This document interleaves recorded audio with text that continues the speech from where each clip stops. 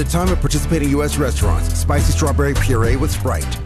Did you know you can now use your body's own healing properties to revitalize your achy joints and get real lasting pain relief? I'm talking about advanced regenerative medicine at QC Kinetics. If you're tired of arthritic pain in your knees, hips, back, or shoulder, this is something you need to check out. Everybody's talking about regenerative medicine, and the local medical professionals at QC Kinetics are experts in these amazing treatments. People here rave about the results. You can enhance your joints, improve mobility, and get back to doing the stuff you love without pain and without drugs or surgery or downtime. Under the leadership of Medical Director Dr. Mitchell Scheinkup, QC Kinetics is the nation's leader in this exciting breakthrough using cellular therapies. They've got tens of thousands of satisfied patients, and the consultation is totally free. So call now. Take action to get lasting joint pain relief with help from QC Kinetics. Call 828-333-9517. 828-333-9517. 828-333-9517. It's bow time.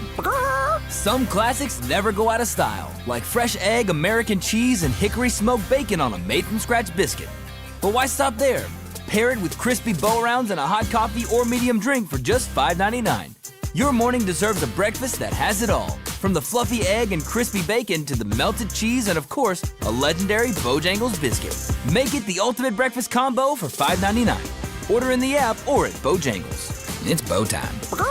We're going abroad for the first time in years. To Spain. So we started using Babbel. And started learning Spanish fast. With Babbel, you can start having conversations in another language in just 3 weeks. ¿Cómo te llamas? ¿Cómo te llamas?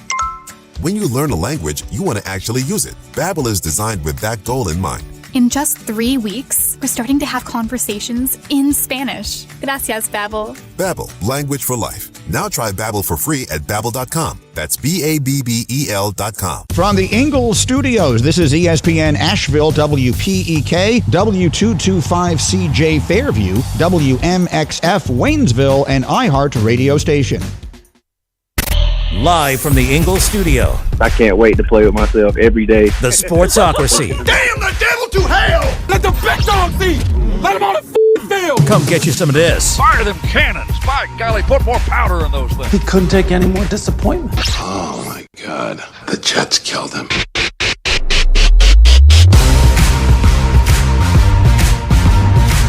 And welcome into the Sportsocracy on ESPN Asheville, 92.9 FM, 880 AM, and 1400.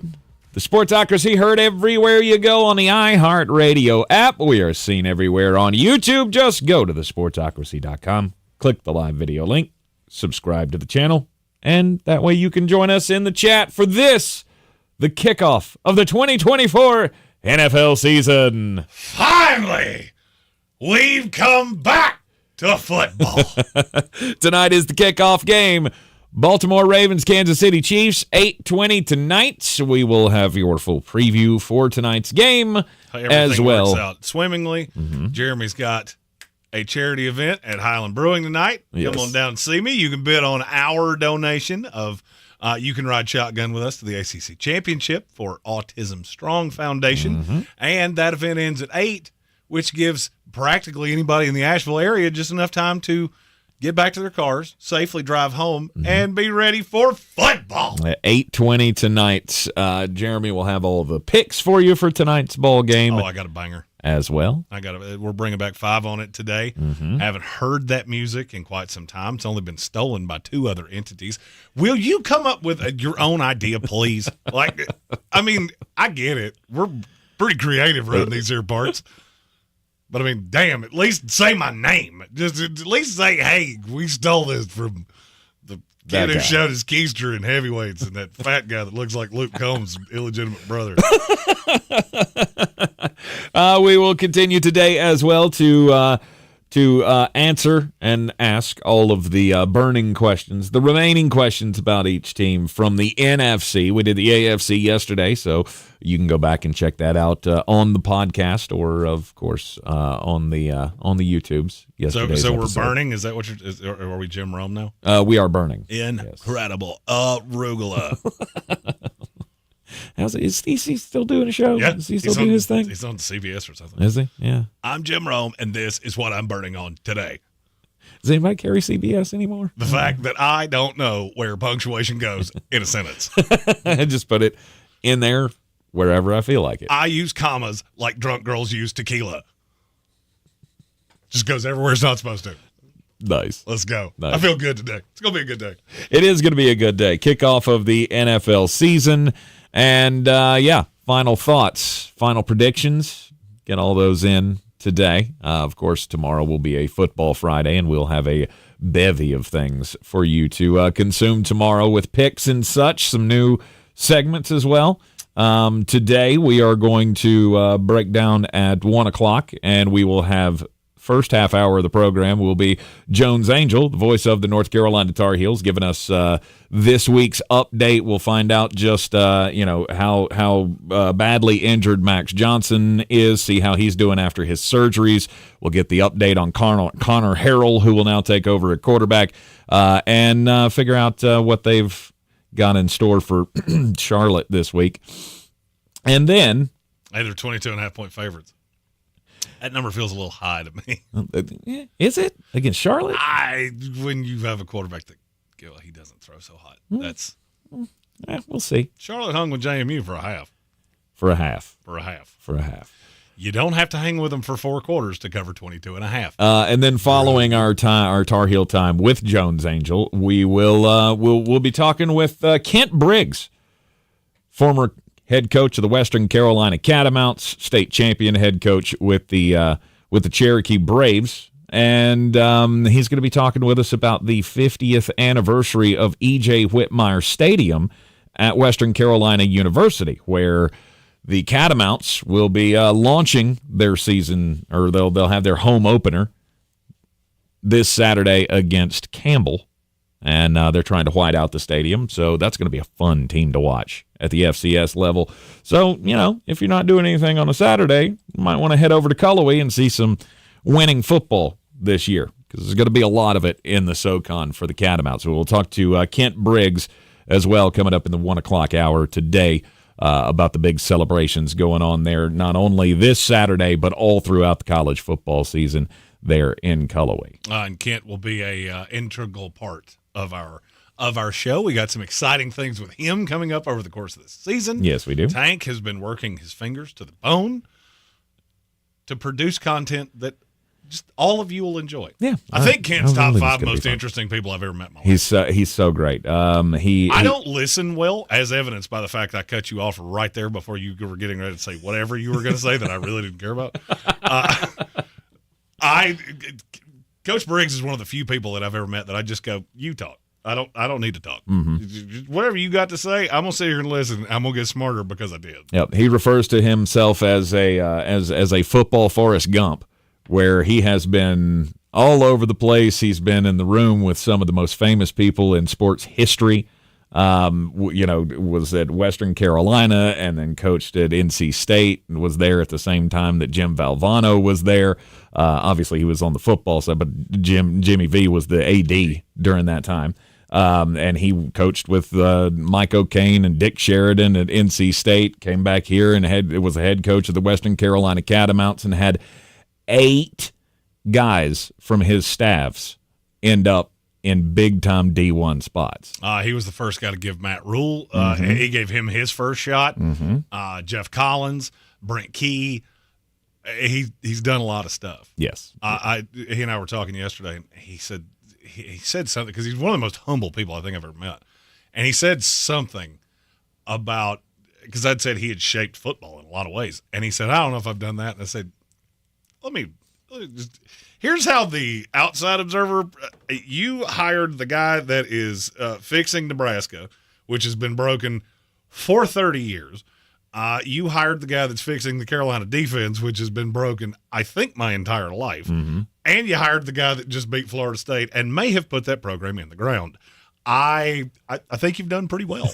He has done pretty well. And for I said himself. that, and he just kind of turned his head and went, when you put it like that. Yeah, exactly. You're going to be learning a lot more about Kent and his past and the journeys that he's been through here on the Sportsocracy in the very near future. Plus, we're going to have plan to have Kent in every week with us for our football preparation for the weekend. So we'll be having the first episode with him. When you have somebody that smart, you don't keep that guy on the bench. Precisely. Yeah, Mike Norvell, you should learn that.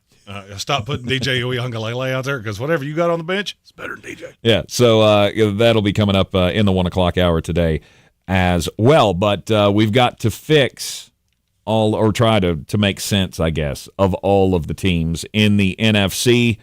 The biggest remaining questions for all of them. And before we do that, we have our first super chat of the day. All right. Yeah! It's from Timothy O'Toole. Said, watch out for the upset by my Albany Great Danes. I had to Google who they were playing. They're playing my school. You're playing West Virginia. I don't love that. No. I don't love that you said that. And now it's in my head, and I am really superstitious. So before this show's over, I'm going to have to sing Country Roads. Oh. Not right now. Not right now. Just before the show's over to make sure that the football gods have been appeased. Fair enough. Let's go. Let's start with the NFC North today. Okay. I believe we should start at the bottom and work our way to the top because I think there's unanimous agreement that the Minnesota Vikings will be the last place team in this division this year. Is there? Is there not? Who do you think could be behind them? There's one. I know you love Sam Darnold. I do love Sam Darnold. But I see very little hope that this team finishes anywhere but the cellar in this division. I think it's funny how aggressively they're getting pooed on for all of the wrong reasons. If you don't like Minnesota, trust me, I get it. It has less than zero to do with Sam Darnold. Are you sure? I'm positive. It has He's less not, than zero. Because he's not good at football.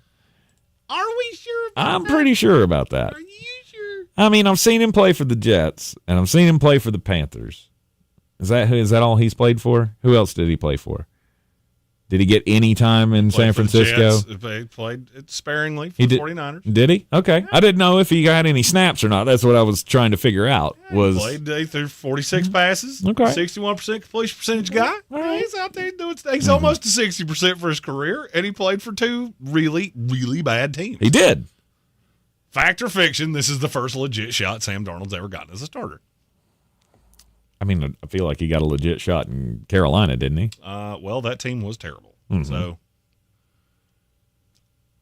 he had a legit shot in New York. What do you want from me? He's played for two teams that had one receiver apiece, and both of them were not the toughest guy to shut down. I'm not disagreeing. Has he ever had a Justin Jefferson? He's never had a Justin Could Jefferson. I argue he's never had a T.J. Hawkinson?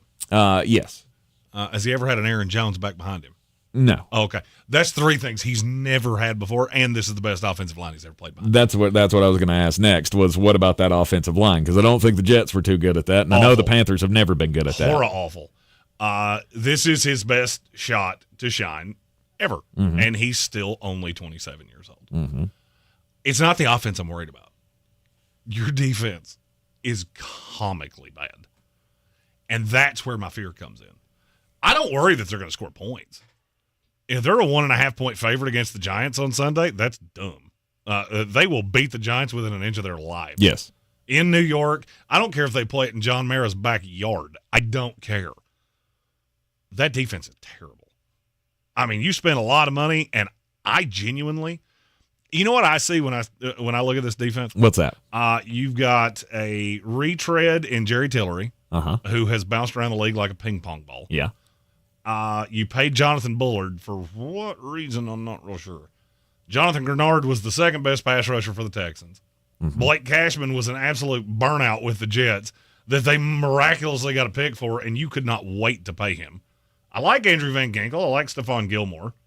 I just don't like much else. Yeah. Well, I mean, Ivan Pace. Talk about him religiously about being a great hit from that draft class. Never understood how that kid didn't get drafted. Well, he's only 5'11". And I mean, with Jonathan Grenard, Andrew Van Ginkel, and Dallas Turner coming in as a rookie, I feel like he's a situational pass rusher exclusively. But he still makes an impact, right? He can get after quarterbacks. The only problem is that he is a smaller dude, and you're going to stand him up and try to use his speed. And I can go Odafe Owa. I can go David Ajabo. I can go Arnold Ebiketie. Mm-hmm. I can go Troy Anderson. Hey, I could do this for probably the next 10 minutes of guys that we've tried to do that with because they were really too small and they played too small and they were just really fast guys, and the vast majority of them never turned into anything. Yeah. Your defense terrifies me.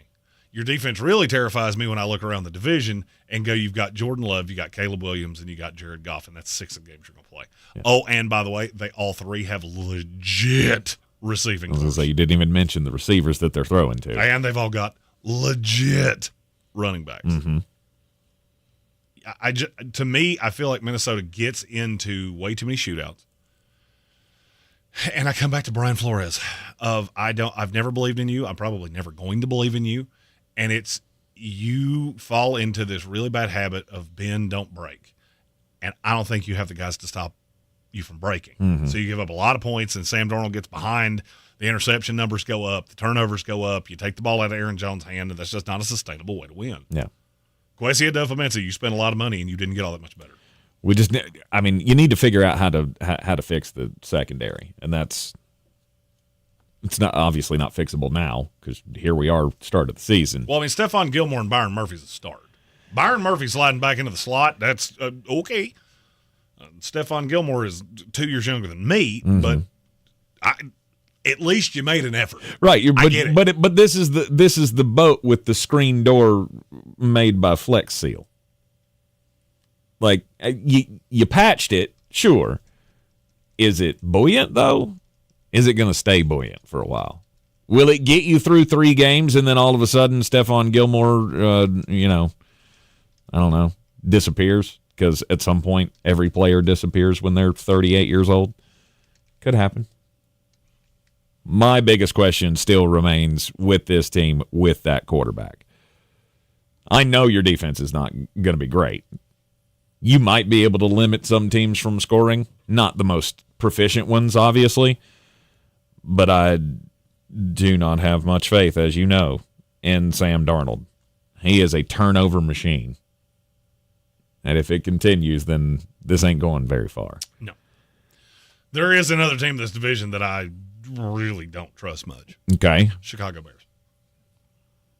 I still look at your quarterback and go, you tell me I'm out of my mind.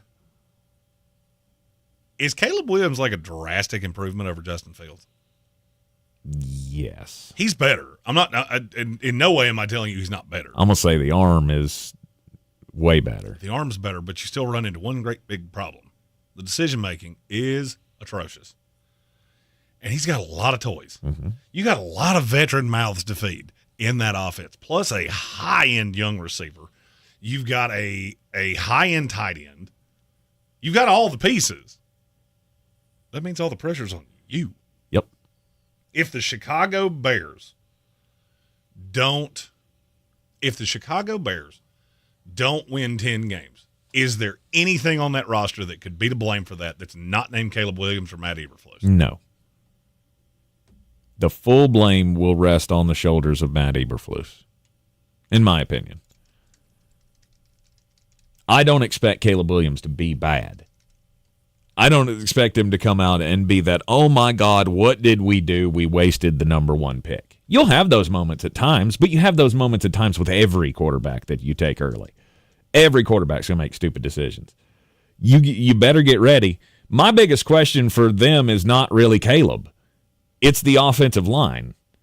How good is that offensive line going to be, and how long are they going to be able to keep the hellhounds off of Caleb Williams? Because every team they face is going to try to dial up pressure to put him under the gun and make him make those decisions. He held the ball too long at USC. Against terrible defense. Right. That's what. Okay, so I want you to take the journey with me. Caleb Williams played in the Pac-12. I've railed on how this guy's overrated. He's really bad against good competition. All right, think about this. How much better did DJ Uiagalelei look in the Pac-12 than he did in the ACC? They look much better. The ACC ain't good either, brother. You're going to the NFL. Mm-hmm. You're playing the best of the best in the world. And I never routinely saw you beat good defenses. You played in the Big 12 and the Pac-12. Awesome. You lit that up like a Christmas tree. Do you know what this team starts with? You get the Tennessee Titans week 1. By the way, you want a fun upset? Hate to go Matthew McConaughey on you, but that one right there, get you some. Then you go the Texans. Then you go the Colts. Then you go the Rams. That's your first 4 games in the NFL. There's not a weak defense in that. And 2 of them could be elite. Mm-hmm. And 2 of those games are on the road. Do you realize how loud it will get in Chicago if they lose to Tennessee? Do you realize all those guys we met at the Combine? Mm-hmm. That's every story of the day. Yeah. Waddle and Sylvie, that's the whole show of, oh, God, what has happened here? And then your reward, if you do that, if that does happen, your reward for making it through the week is that you're the premier game on Sunday Night Football against the Houston Texans on the road. Yep. You said to start this, we all just agree it's the Minnesota Vikings. I didn't agree to squat. And unless you've got a squirrel in your pocket, there's no we to this. I'm not, if I had to make a prediction, which we will do tomorrow, I will have Minnesota as the worst team in this division. Okay. But the Chicago Bears are going to be so close to them, that's pathetic. I've already fallen for this once. I fell for it last year because I didn't think the division was very good, and the schedule was terrible. The schedule's not terrible now. And I'm not sure you have that much better of a decision-maker playing quarterback. Mm-hmm. And now you've brought in all these veterans, and there's nobody to blame but you. Yep. Because you're going to run, you have all the playmakers, and the defense was really good. For me, the Chicago Bears have one question mark. It's just probably the biggest one in the NFL. Caleb Williams. Will he be efficient his first year? Any chance that he has a C.J. Stroud-type year where he just, sets the NFL on fire? I mean, I think it's possible. Highly unlikely, but I think it is possible. But the decision-making is not going to be there early, and don't expect it to be. Notorious B.I.G. said Caleb Williams is walking into the best roster any rookie quarterback's ever no had. Doubt. I agree with you wholeheartedly. He also has the biggest expectations I've ever seen on a quarterback. Which will make it'll make it even bigger of a failure if he doesn't. You're playing for a franchise that's never had a 4,000-yard quarterback. And they're expecting you to come out and go 4,000 yards and lead this team to the playoffs. Yep. A team that's been to the playoffs a handful of times in the last 25 years. That's a lot. That's a lot of pressure for a guy that, let's see, how do I put this delicately? At times showed that he was softer than Pillsbury biscuit dough. Sorry, I got some questions here. You're in the Sportsocracy, and this is ESPN Asheville. iHeartMedia Asheville can't wait to bring you Show Love Fest, presented by HCA Healthcare, Saturday, September 14th at Carrier Park. Asheville, this is your opportunity to gather with your community's healthcare workers and show them the love. Live music, food, and beer trucks, and great prizes. Healthcare workers, be sure to bring something to show you work in healthcare for grand prize eligibility. Free and open to the public. Bring your lawn chairs and feel the love. iHeart Asheville's Show Love Fest, presented by HCA Healthcare and Mission Health. Details at showlovefest.com. Did you know you can now use your body's own healing properties to revitalize your achy joints and get real lasting pain relief? I'm talking about advanced regenerative medicine at QC Kinetics. If you're tired of arthritic pain in your knees, hips, back, or shoulder, this is something you need to check out. Everybody's talking about regenerative medicine, and the local medical professionals at QC Kinetics are experts in these amazing treatments. People here rave about the results. You can enhance your joints, improve mobility, and get back to doing the stuff you love without pain and without drugs or surgery or downtime. Under the leadership of Medical Director Dr. Mitchell Scheinkup, QC Kinetics is the nation's leader in this exciting breakthrough using cellular therapies. They've got tens of thousands of satisfied patients, and the consultation is totally free. So call now. Take action to get lasting joint pain relief with help from QC Kinetics. Call 828-333-9517. 828-333-9517. 828-333-9517. WWNC is Western North Carolina's news and information station. On your radio and on your phone with the free iHeartRadio app. You'll have the smartest smartphone in town. News Radio 570 WWNC. Bank of America has powerful digital solutions for local and global businesses, so you can make every move matter. Visit bankofamerica.com/bankingforbusiness to learn more. Bank of America, N.A., copyright 2024. Do better, be better every day. That's the Parks Promise. This is JW with Parks Fort Hendersonville, and I'm so excited to introduce our first Parks Promise community hero, the American Red Cross of Western North Carolina. The need for blood is so important, and in the summer months, the need is even greater. Did you know that you can donate every 56 days? Save lives this summer. Head to redcross.org to schedule an appointment or find a blood drive near you. Congratulations to the American Red Cross, our Parks Promise community hero. If you're looking to buy, sell, or invest in real estate in the mountains, you need to call the agents at Clarissa Sells WNC, brokered by eXp Realty. Check us out online at clarissasellswnc.com. And did I mention that Clarissa Sells WNC loves teachers? We love teachers so much, we're giving back 25% of our commission at closing. For more information, contact us today at 828-774-6343 or clarissasellswnc@gmail.com. This summer, Dale's Pale Ale salutes freedom. Freedom in fabric, or the fabric of freedom. Denim Dale's available for a limited time in the blue jean box. Dale's salutes everyone who works hard, plays hard, and relaxes hard. Life's more than about what you pack in your denim. Though, we're packing beer, so we win. Seize the Dales. Unwind in style with a cool breeze up the jorts. Just look for the beer in the blue jean box.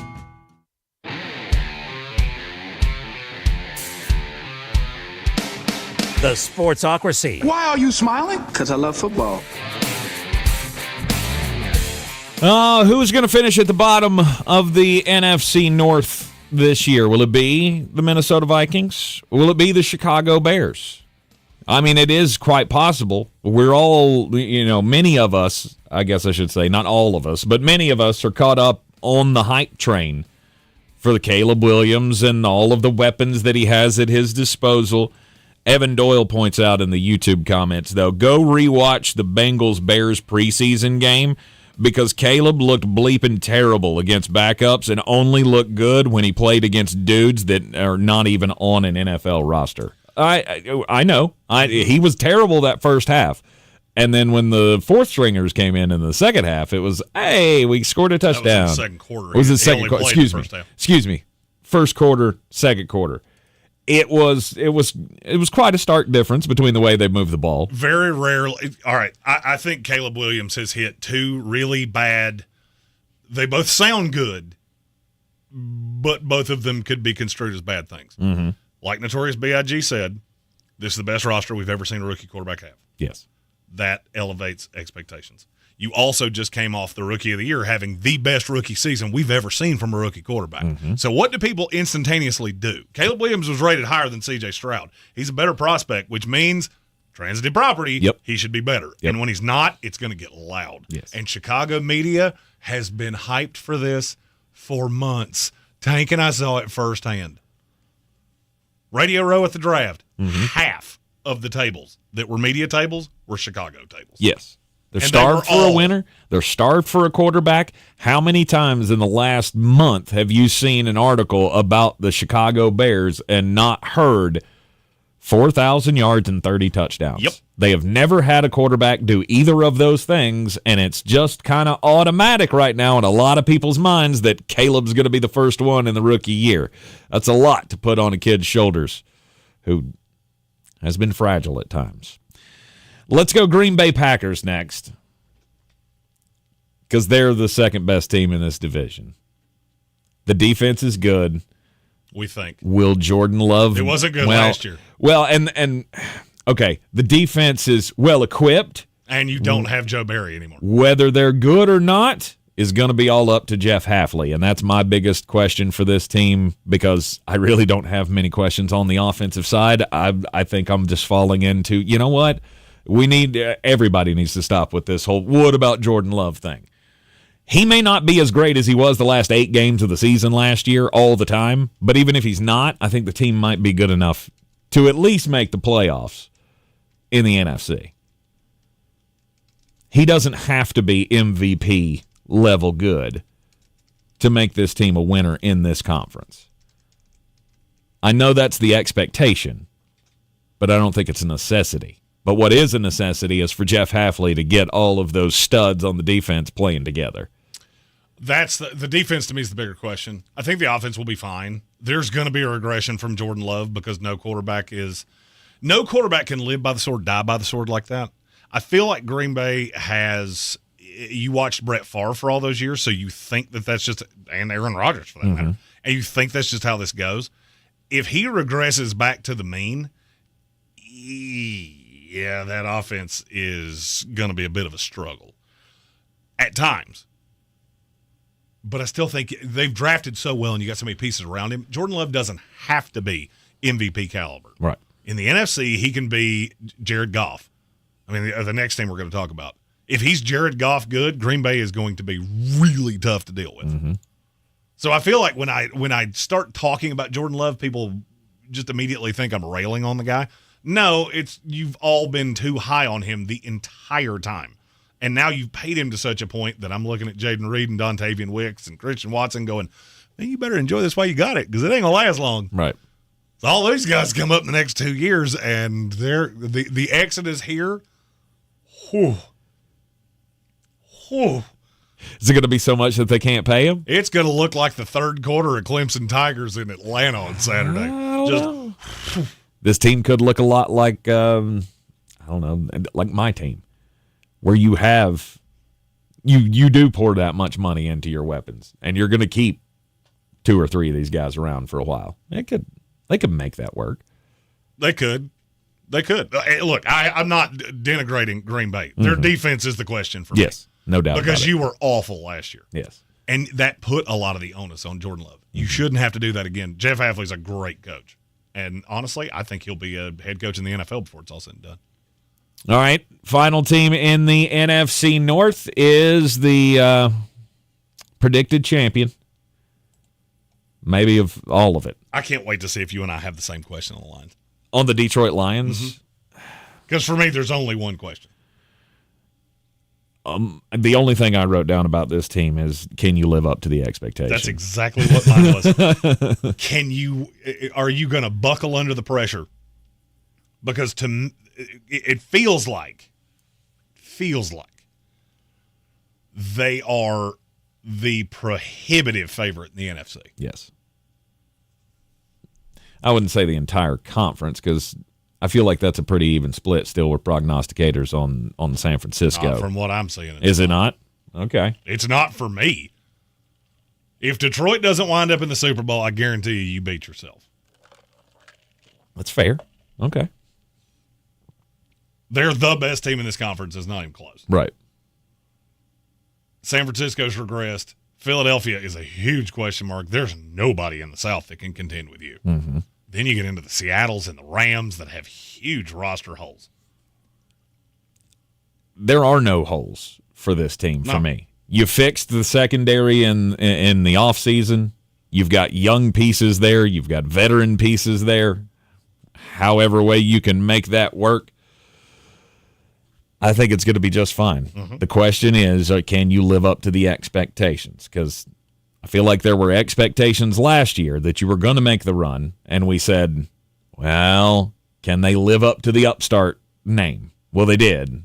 They made it almost, a handful of plays away from being in a Super Bowl, and now you're expected to be there. Now you're expected to be at least the number 2 team in the NFC for most people, and there's a lot that comes with that. And I just think this team is still too motivated to care. I really do. You brought everything back. This is a perfect storm. Right. You never see teams like this that had the hottest coordinator in all of football, and he spurned offers to be a head coach to come back because you had unfinished business. Mm-hmm. There is no other team in the NFL that is more all in my opinion, than the Detroit Lions. Can I give you a comp that I feel like once you see it, you're never going to unsee it? Okay. I lived through this one time before where everybody came back and it felt like, oh, you're just going to let the good times roll. It was the 2011 New York Jets. Gone to 2 conference championship games in a row. Played your tail off. You just didn't have everything you expected to. You had a quarterback that played slightly over their skis. You had the weapons. You had the defense. Team won 8-8 because they absolutely buckled under the pressure, and it was obvious from the jump. I don't think it's happening to Detroit. I just don't. Straight up, Dan Campbell and Ben Johnson and Aaron Glenn, they're better coaches than what the Jets had. I love Rex Ryan, but he got so boisterous that they all bought into how good they were. I don't think you have to worry about that in Detroit. And Dan Campbell advertising Applebee's is quite possibly the greatest marketing campaign I've ever seen. The commercials are dumb. Yeah. But if there's anybody that I fully believe can get down with a dollar marg, it's Dan Campbell. No doubt about it. I feel like that dude's going in there breaking glasses against the wall like, Caboose! 4 more! Might just start breaking them against his face, like just glass hanging out of his forehead. That is great. Much like last year gave us the most perfect pairing of Matthew Stafford and Little Caesars Pizza. This year gives us Dan Campbell and Applebee's. Motor City Madman. You're in the Sportsocracy, and this is ESPN Asheville. We'll keep asking and answering the biggest questions about the teams in the NFC after the break. This is your Exergen Temporal Scanner weather forecast on ESPN Asheville. We're going to continue to see some dry weather here over the next few days. A little chance of rain during the nighttime hours tomorrow night, but that's it. 80 with more sunshine than clouds this afternoon. Tonight, some clouds down to 55. Friday, 80 and mostly sunny. Still that small chance of a shower Friday night. And then Saturday and Sunday, mostly sunny weather returns. High close to 75 both days. Overnight lows in the upper 40s to low 50s. From the Weather Channel, I'm meteorologist Ray Stajic. This report is sponsored by Lowe's. Lowe's knows it's easier to make the right calls when you have the right team. Download the Lowe's app to get their home improvement playbook in your hands so you can get their team's expertise anytime. Download the Lowe's app today because Lowe's knows home improvement. Hey there. Gerber Life would like to talk to you about the importance of guaranteed life insurance for when you... No, thank you. I get it. Nobody likes to think about life insurance because it means having to think about the end of... So, I'll make this short and sweet. If you're 50 plus or 50 to 75 in New York, you can apply for Gerber Life Guaranteed Life Insurance with guaranteed acceptance regardless of your health. Guaranteed acceptance means you don't need a medical exam. In fact, you don't even have to fill out a health questionnaire. For a free quote, just call 888-532-5016. Then, when that thing you don't want to think about does eventually happen, and you know it will, I'm not listening. Your family can use the insurance money to help cover the cost of your final expenses, or anything else. Now that's worth thinking about. Gerber Life Guaranteed Life Insurance. For a free quote, call 888-532-5016 today. I want to learn how to cook, but I keep ordering takeout. Accomplishing goals is hard, but when your goal is to learn a new language, Babbel makes it easy. In just 15 minutes a day, Babbel will help you start having conversations in as little as 3 weeks. Words and phrases you'll actually use. So when someone asks, "How's your French going?" you can say, Babbel facilite grandement l'apprentissage d'une nouvelle langue. Now try Babbel for free at Babbel.com. That's Babbel.com. Babbel.com. Showtime Sports and Mountain Graphics have teamed up under new ownership by an Asheville native to better serve our community with the finest custom apparel and unique branded items at the best price. Showtime Sports and Mountain Graphics can customize whatever you, your team, business, or local group may need through high-quality screen printing, embroidery, and laser engraving right here in Asheville. Free personal delivery within Buncombe County and a reduced delivery fee anywhere in Western North Carolina. Visit ShowtimeSportsAVL.com and MountainGraphicsAVL.com. Your one-stop custom apparel shops. Dan Scott here, inviting you to check out my new show every Sunday, 8 to 9 a.m. here on ESPN Asheville, where we bring sports and faith together. The Dan Scott Show, 8 a.m. Sundays on ESPN Asheville. Do better, be better every day. That's the Parks Promise. Our mission, to improve lives with every interaction. This is JW, General Manager at Parks Ford Hendersonville. Experience the Parks Promise today at parksfordhendersonville.com. That's parksfordhendersonville.com. Boy, you must be outside your mind. The Sportsocracy. Just a bit outside. He tried the corner and missed. It is ESPN Asheville. This is the Sportsocracy, and we celebrate great feats of strength. And I feel like we need to at least tip the cap to Joey Chestnut for taking down Takeru Kobayashi in the Ultimate Wiener Challenge. He ate 83 hot dogs to win the Netflix Battle of the Dogs, or whatever the hell they were calling that thing. I had no less than 11 jokes right there, and no less than 9 of them would have gotten me fired immediately. The unfinished beef competition broadcast by Netflix. Joey Chestnut set the new record, 83 hot dogs in the 10-minute window that they had to eat with. This was different, too. Like, I didn't watch it, but I heard it was good. Like, the rules were all different. You couldn't dunk the buns in the water and soak them down and all that. No, There's none of that. It was just eating dry-ass hot dogs. No, you know what? If you're going to have an eating competition, it should have very basic rules. You should have to be at least 5 beers deep. Mm-hmm. They should have condiments on them. Mm-hmm. And you can't dunk them in water. Yeah. Have a hot dog challenge like we would have at the Village Porch, 51 North Merriman Avenue, official game day home of the Sportsocracy. I have found a new eating challenge, though, that I'm interested in your thoughts on here. This story comes to us from Belding, Michigan, where a Belding man won free wings until next year and other prizes as well. The contest here was a ranch dressing chugging competition. Gross.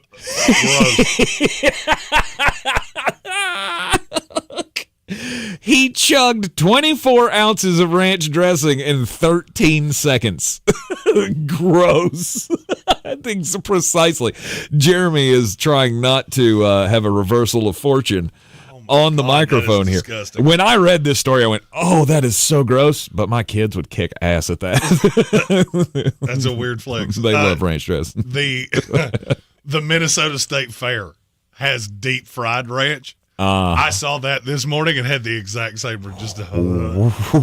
How do you deep fry ranch? I don't know. You probably put something gross in it to make it. Nope. He was one of 12 contestants in the contest at a restaurant called the Harmful Roaster. So the picture on the sign is of a rooster, but it's spelled ROESTER. The Harmful Roaster. I don't get that. But he won a $100 gift card. He won free wings. The headline said until next year. It's actually just free wings every Wednesday until the spring. So once a week you can come in and have free wings. And what constitutes free wings? Do you get like 1 6er and then I got to buy 12 more to be full, or do I get to just come in and go? All you can eat Wednesdays. Hope you drilled the chicken for him this week because Daddy's here and he's hungry. You got a $100 gift certificate to the restaurant on top of the free wings every Wednesday until the spring, and he got a wing buffet with 3 friends the night of the competition. So I didn't even get to enjoy it because I just grossed myself out by drinking 24 ounces of ranch dressing in 13 seconds. No, thank you. Patrick Holt asked if any of us had tried the 999, the baseball challenge. No. 9 beers, 9 hot dogs, and 9 innings of baseball. I'd be dead by the 5th inning. I could do the food in a heartbeat. The 9 innings of baseball, out. He's like, I can do 9 beers. I can do 9 hot dogs. I am not doing 9 innings of baseball. I can do 9 beers and 9 hot dogs standing on my head. I could do that and do the show. We're not going to be testing that out. I think we should. You know what? That would be a good idea. You know what? 9 beers in 3 hours. That's a lot. I think that could be fun at the tailgate Duke's Mayo Kickoff Classic this weekend, Tennessee and NC State. Well, I mean, as long as you're not live on FCC-controlled airwaves while you're pounding the beers. 9 and 3 hours is not a long time for tailgate. Well, 9 and 3 hours being on the radio at the same time, that's a lot of beer. Well, 9 for me is also not a lot. So 9 for me is a nice little flappetizer before I really start drinking. That's right. He did, by the way, he busted 9.5 over-under on the beers at the tailgate of the Aflac kickoff game within an hour at least. Yeah, I did too before we got away from the. I shouldn't say it that way. I did too before we got away from the truck. There you we were out of it. We were out of the driving truck. it anymore. We're not driving no. There's none of that going on. No, we're very responsible. Yes, indeed. And by responsible, I mean Tank drives home every single one of these events we do. That's my responsibilities. But you're responsible for getting us there, and that's the important thing. No doubt. I'll drive at 5 o'clock in the morning. That's not a problem. But if you have Jeremy as a designated driver, you know what you don't have? A way home. Mm-hmm. Boom. All right. Well, we spent enough time on your story. Right. We got. Sorry. We got. It's fine. We got grossed out. Story. We got grossed out by the ranch dressing. Yeah. All right. Let's get into the NFC South. Hey, it felt like that we're here. Ranch dressing thing. We're here. We're a Division II. We get a guaranteed playoff seed. No, you're the Pac-12 of NFL football. Hey, Oregon State and Washington State. Nobody wanted us, so we're hanging out here together. We're a conference. You will respect us. I bet we don't. Biggest question for the Carolina Panthers. It shouldn't take that long. No, it does. Because I don't think we're going to agree. Because you're going to say Bryce Young, and I don't agree with I actually wasn't. I was hoping you were going to say Bryce Young, and I was going to say, no, my biggest question is not Bryce Young. It's everything else. It's the offensive line. It's the running backs. It's the wide receivers. It's the defense. I'm not worried about Bryce Young so much. Other than surviving right behind that Swiss cheese offensive line, other than him getting physically hurt. They paid to fix the line. The Yeah, line should be markedly better. It should be. It should be better. I'm just saying if it continues to be a problem, because no matter how many times they've tried to pour draft capital or money into that thing, it never seems to work. Through injuries, bad luck, whatever you want, bad scheming, whatever you want to call it, they always got a problem for something. I'm more worried about everything else around Bryce Young because he's the exact opposite of Caleb Williams. Caleb Williams has every advantage. Bryce Young has zero. And, it's funny you said it that way because I don't agree with you. Last year, the two biggest problems for the Carolina Panthers were they couldn't block anybody and they didn't have receivers that could separate. Mm-hmm. Now, I could make the argument the two most solidified parts of this team are the receiving core and the offensive line. Okay. Name me anything you feel better about. Please, God, say anything on that defense. Better than last year? No, better than that you feel better about than their line and their receivers. Yeah, that's good. Okay. The only Here's the thing, I don't feel was, great about those. The only acceptable answer there was maybe the kickers. And I would have made fun of you and then would have had to have acquiesced if, yes, you actually did answer the question that I asked you. Yeah, between Eddie Pinheiro and Johnny Hecker, it's not a bad specialist team. It's probably the strongest squad you have. The defense is bad. Bad. Well, the secondary you can't miss as many draft picks as they have. Yeah, the secondary is a giant concern because J.C. Horn, J.C. Horn, and he can't stay healthy. Hope to God he does, but because he's one of the best corners in the league when he is on the field. They'll be able to stop the run. That's about it.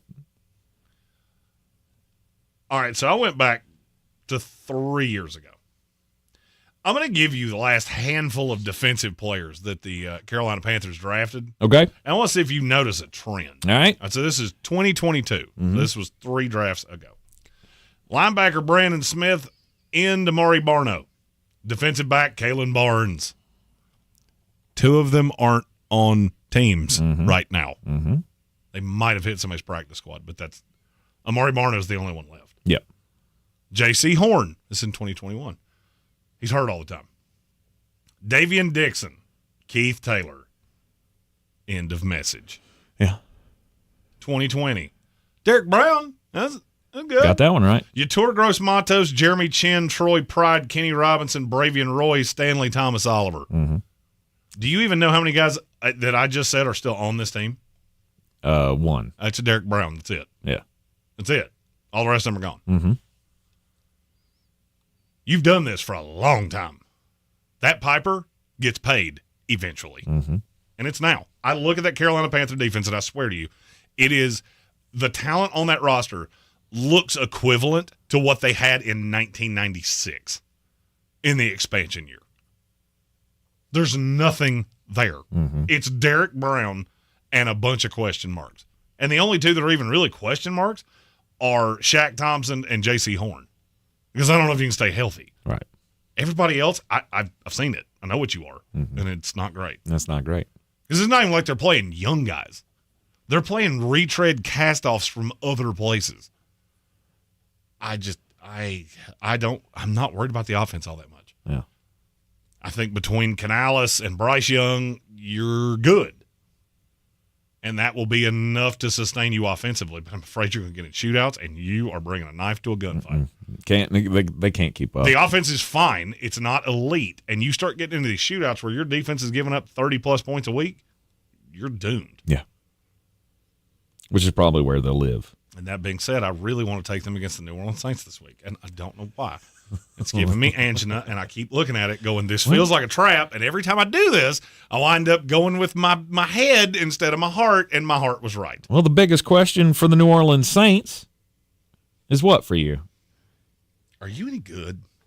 Like, honestly, are you any good?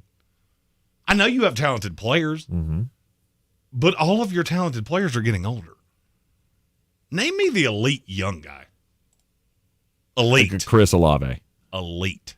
And is he not elite? Elite. I don't think you're understanding what I'm meaning by elite. Is he not elite? Okay. He's really good. Mm-hmm. He has 9 touchdowns in his career. He's only been there a year. 2. Oh, 2 years, I guess. Yeah, he came in with Garrett Wilson. Oh, okay. All right, I'll pair it to that way. Chris Olave or Garrett Wilson? Garrett Wilson. Garrett Wilson is not even close. It's not even close. Statistically, he is as good or better than Olave in practically every statistical category. Yes. And he's had Joe Flacco and Tim Boyle and Zach Wilson throwing to him. Everybody would say Derek Carr. Oh, is Derek Carr going to get better? I pulled the numbers on this. You do realize that last year was Derek Carr's 3rd best statistical year of his career. He ain't getting better than that. Mm-hmm. He's just not. He turned the ball over considerably less than he usually does. So I just don't know what the upside is here. You have one of the worst coaches in the league. He's bottom 3, and I don't care who's voting on it. Right.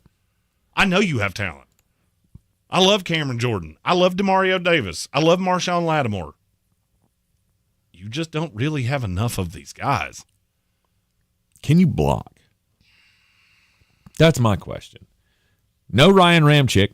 He's gone for the year. And so that leaves you starting Talizi Fuaga and Trevor Penning on the offensive line. And Penning has had he's had his lumps since he came into the league. Well, Fuaga's starting on the left. That's a bold strategy. But would you rather have Penning there, who's already failed at that? I don't know. You know, it's funny. This is the second time I've been asked this question this week, and both times I've just kind of had to give an exasperated sigh of, I don't know which I would rather do. Potentially have 2 below average guys on both tackle spots, or have a seriously lacking left tackle and thinking I have a really good right tackle. Mm-hmm. Because that's what I think it would be if you flip the roles. I don't know which one I would do. I look up and down this team, and it's thin. I mean, it's real damn thin. They should change their name to the New Orleans Jags, because it seems like every name I see is just a guy. Jamal Williams, yeah, he's a real funny cat. Yeah. In terms of football, he is just a guy. Mm-hmm. That's a dude they gave a helmet to and a jersey, and you didn't fall down. But it's also best case scenario. You have so much ability to be good. And that's why we get stuck in this trap with New Orleans of, well, we think they're going to be good because they look good on paper, right? Any team with Alvin Kamara and, to me, a trio of wide receivers that's Chris Olave, Rashid Shaheed, and A.T. Perry, that should be very formidable at the very least. And then you look at the defense, and you go, there's names there. There's really good players there. I love Werner. I love Demario Davis. Tyrann Mathieu, 800 years old, and so is Cameron Jordan. How much wood could a woodchuck chuck?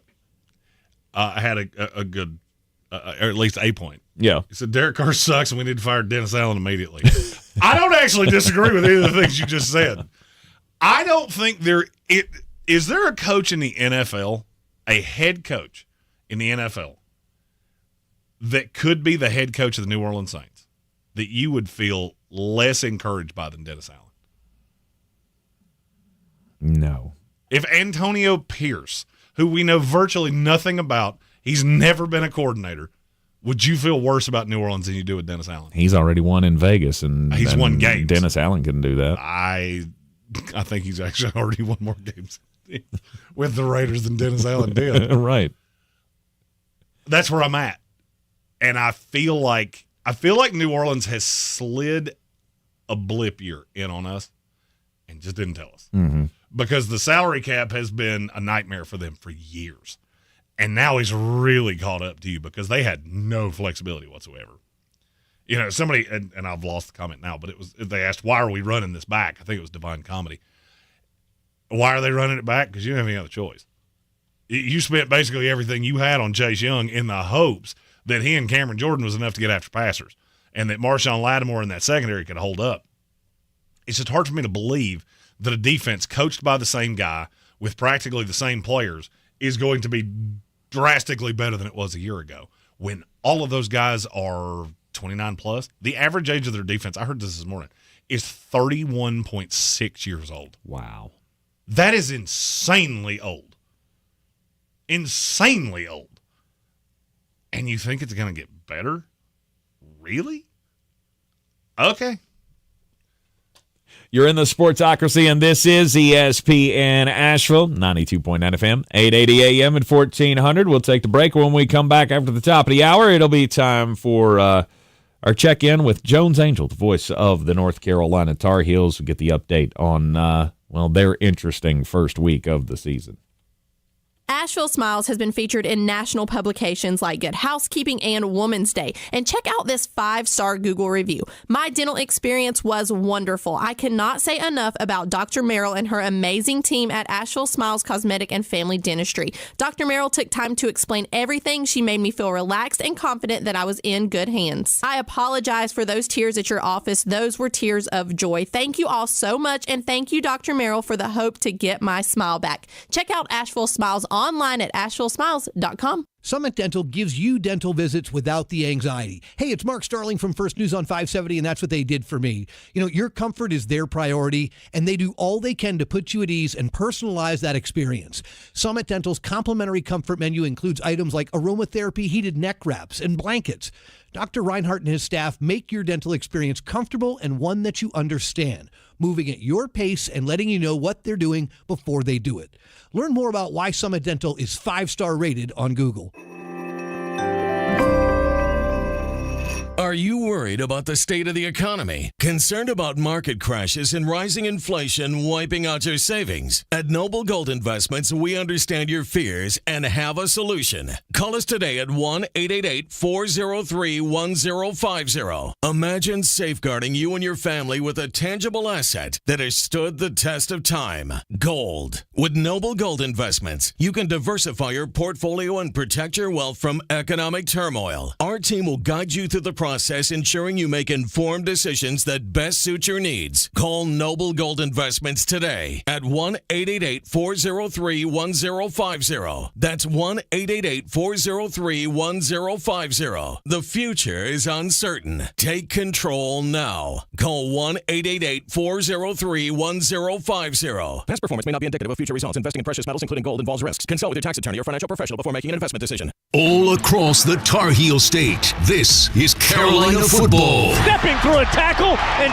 stepping to the end zone. It is pouring points in Chapel Hill. Holy cow, Carolina's going to win! The Heels host Charlotte in the 2024 home opener. Pre-game coverage starts at 2:30, kickoff at 3:30 on your home for Carolina football. Asheville's home for the Tar Heels is ESPN Asheville. If you're looking to buy, sell, or invest in real estate in the mountains, you need to call the agents at Clarissa Sells WNC, brokered by eXp Realty. Check us out online at clarissasellswnc.com. Download our free app on Google Play or the App Store. Type in Asheville Home Search. You'll be able to connect with our team and see all the available homes for sale in our area. For more information, contact us today at 828-774-6343 or clarissasellswnc@gmail.com. It's time to kick off the perfect tailgate and take your team to Ingles. Chips and guac made fresh in store every day. The best meat in town packaged fresh every day. And smiling faces giving you their best every day. Let's be real. In the South, football season is our favorite season of the year. There's a lot to smile about, especially with deals like these. Ingles. Low prices, love the savings. This is your Exergen Temporal Scanner weather forecast on ESPN Asheville. We're going to continue to see some dry weather here over the next few days. A little chance of rain during the nighttime hours tomorrow night, but that's it. 80 with more sunshine than clouds this afternoon. Tonight, some clouds down to 55. Friday, 80 and mostly sunny. Still that small chance of a shower Friday night. And then Saturday and Sunday, mostly sunny weather returns. High close to 75 both days. Overnight lows in the upper 40s to low 50s. From the Weather Channel, I'm meteorologist Ray Stajic. This report is sponsored by Lowe's. Lowe's knows it's easier to make the right calls when you have the right team. Download the Lowe's app to get their home improvement playbook in your hands so you can get their team's expertise anytime. Download the Lowe's app today because Lowe's knows home improvement. It's easy to make excuses about not losing weight. I'm too busy. That's a popular excuse, but at PhD Weight Loss, they've taken care of that. One of the main things that PhD Weight Loss patients credit with their success, it's having the support that they needed day in and day out. You'll always have an entire team of experts to help you consider what you eat and when you eat, so you don't have to spend any extra time thinking about it. They help you recalibrate your body and your mind, especially when you get busy and have more on your schedule. No shots with side effects, quick fixes, or gimmicks. PhD founder Dr. Ashley Lucas holds a PhD in sports nutrition and chronic disease, and she's a licensed registered dietitian. She devised a plan to help you drop the pounds, get healthier, and never have hunger pangs. And she made sure that you have the support needed while you're on your journey. Start today at PhD Weight Loss. Call now, 828-552-3333. That's 828-552-3333. Or go to myphdweightloss.com. From the Ingles Studios, this is ESPN Asheville, WPEK, W225CJ Fairview, WMXF Waynesville, and iHeart radio station.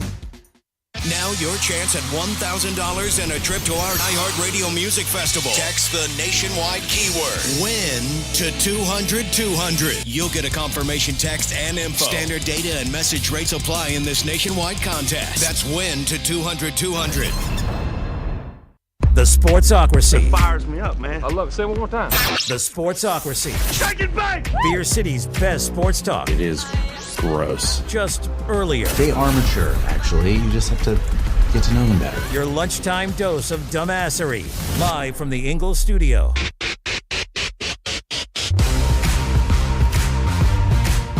It is ESPN Asheville, 92.9 FM, 880 AM, 1400. The Sportsocracy is heard everywhere you go on the iHeart Radio app.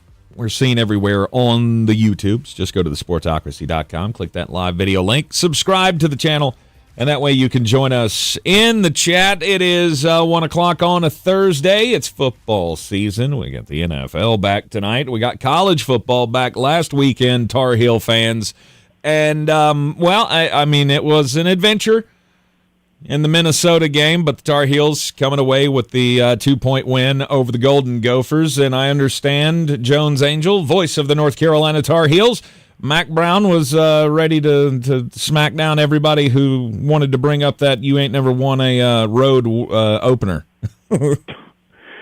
Well, I think more than anything, Tank, I think Carolina was just pleased that it had gone on the road and gotten a win against a power conference opponent. You know, it is, I think there were 6 teams that did that in the first week, and So for Carolina to do that in a game in which there was plenty of adversity with injuries and weather and delays and just all kinds of different things, and to walk out of there with a win, I think was a really big positive for the Tar Heels. And so certainly there are things for Carolina to improve on. You know, that they need to get more explosive offensively, and they didn't feel like they tackled great. Wasn't bad, but they feel like they could tackle better. But I think to have a baseline of that win, to have some very positive things that occurred, were all very, very good. And so now for Carolina, particularly with that injury to Max Johnson, now the Tar Heels need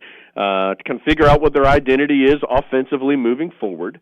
I think they'll have the opportunity to do that over the next couple of weeks and try to continue to grow. So one weekend, the only thing that matters is that Carolina won the game. And so the Heels, at least in football terms. And so the Heels are happy with that, and on they go. Right. Coming up with a Power 5 win, again on the road, a true road game to open up the season. There's something to be said for being able to do that against a Power 5 team and in a hostile environment. Well, I think Carolina was pleased with the way that it won the game, in the sense that they had to be a little bit tough to win this game. You know, this was a messy game, low possession game, kind of a slug it out type of game. And I think Carolina has felt like it needed to be able to be successful in those types of ways. We've seen Carolina be successful, certainly over the last several years, but a lot of time it's, for lack of a better term, it's kind of been pretty, right? You know, they've been able to really rack up yards and points and, you know, flying up and down the field. That was not this game, and that might not be this team. But they found a way to get it done. And so I think that was what was one of the bigger positive things, I guess, coming out of this for Carolina, is that they felt really good that they just found a way to do it. And they found that way with a strong running game.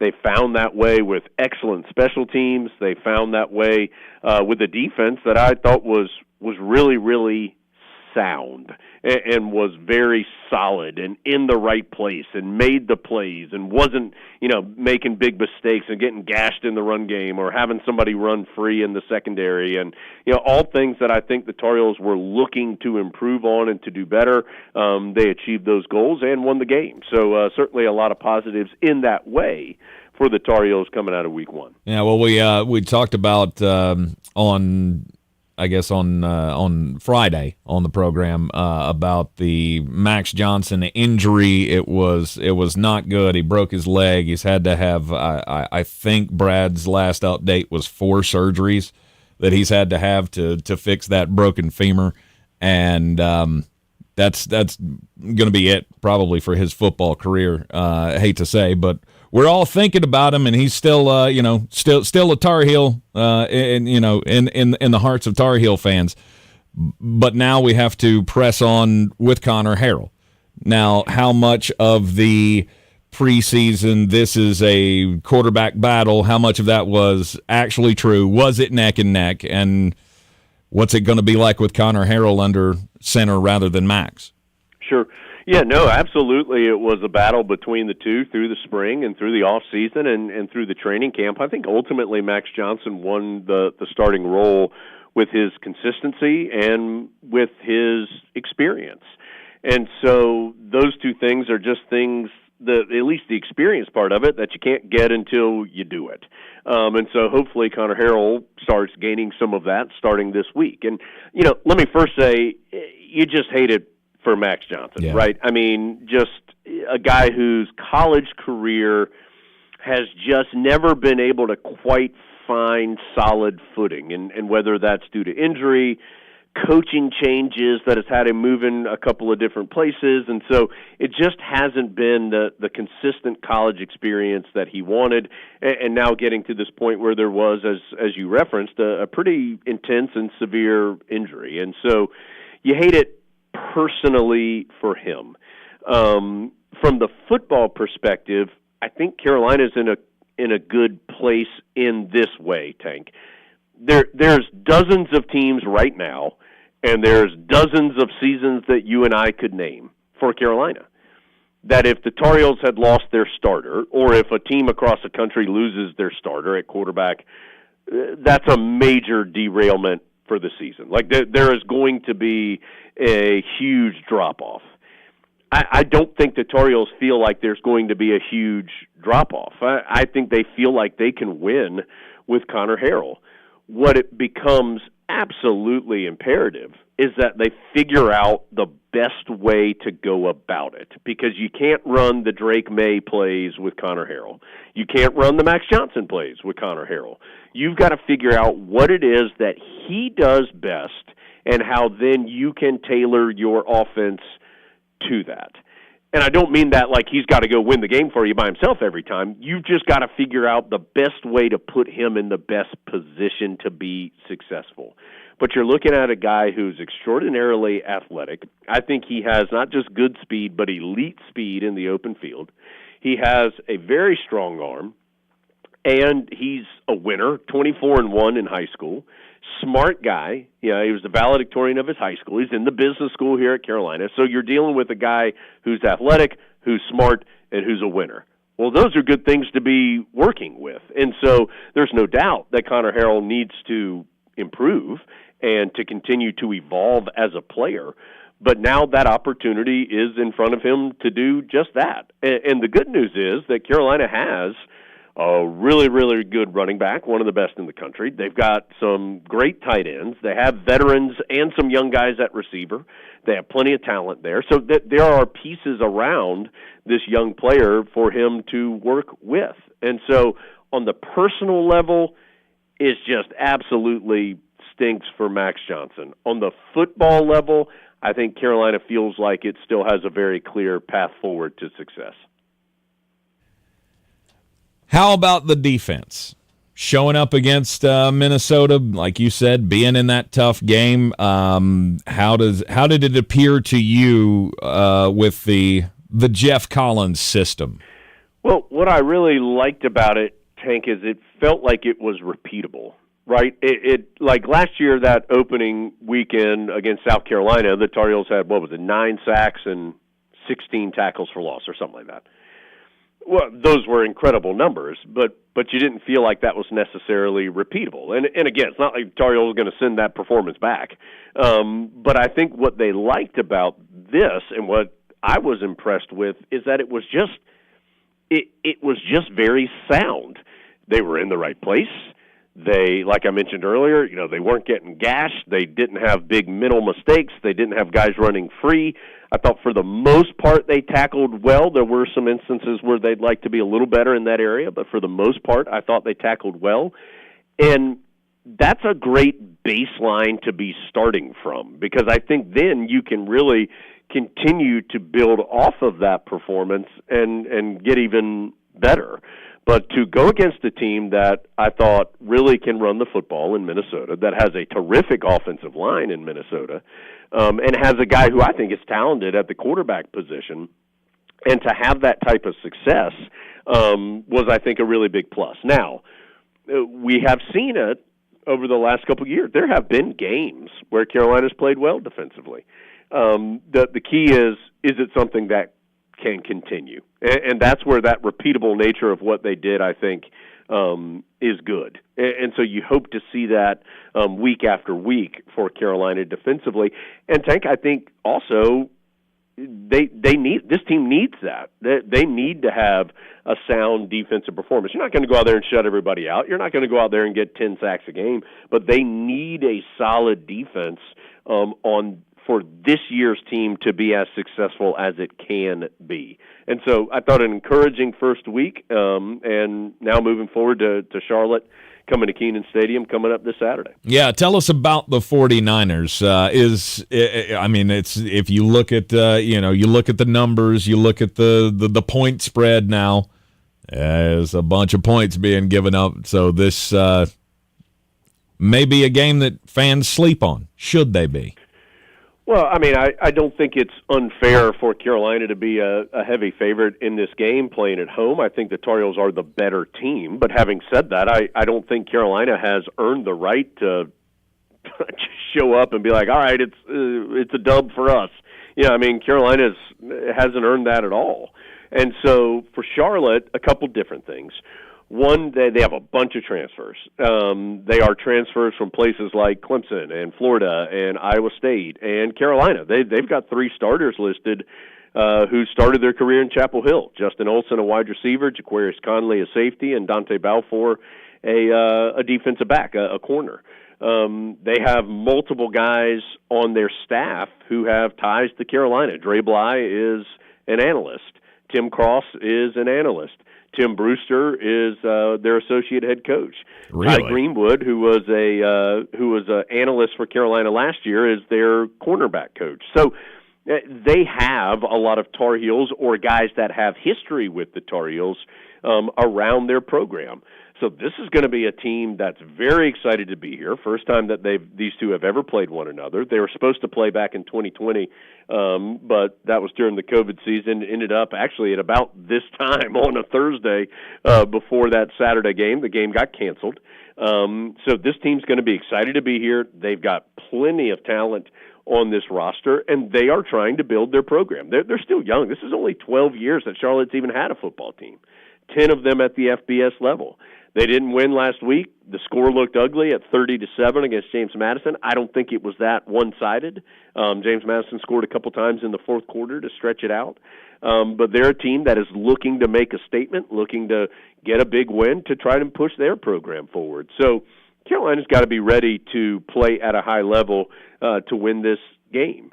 So for Carolina, not at a place they can overlook anybody. And especially with the quarterback change, Carolina needs to go out there and focus on executing and figuring out its own identity compared to just thinking that they're showing up and going to be anointed the winner of this game. Omari and Hampton, do they have anything that can stop Omari and Hampton? I'm not sure a lot of teams do. I just think Omari and Hampton is one of the best running backs in the country.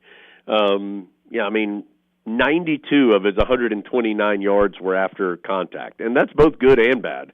I think Carolina would like him not to get more than not to have to get more than 70 yards or 70% of his yards be after contact. So I think part of that finding that identity, Tank, is finding ways to get him the ball in space, because he is a unique guy in that he absolutely can be the old proverbial, 3 yards in a cloud of dust type of running back. I mean, he's strong enough to just pound you on the inside, but he's a home run hitter. I mean, he gets out in the open field, he can run by you as well. I mean, he is extraordinarily talented. So I think Carolina wants to find ways to get him the ball with more room to work. But I also think it should show you how much Carolina trusts him, that at the end of the game last week, after the injury to Max Johnson, I mean, the Tar Heels went uber conservative offensively.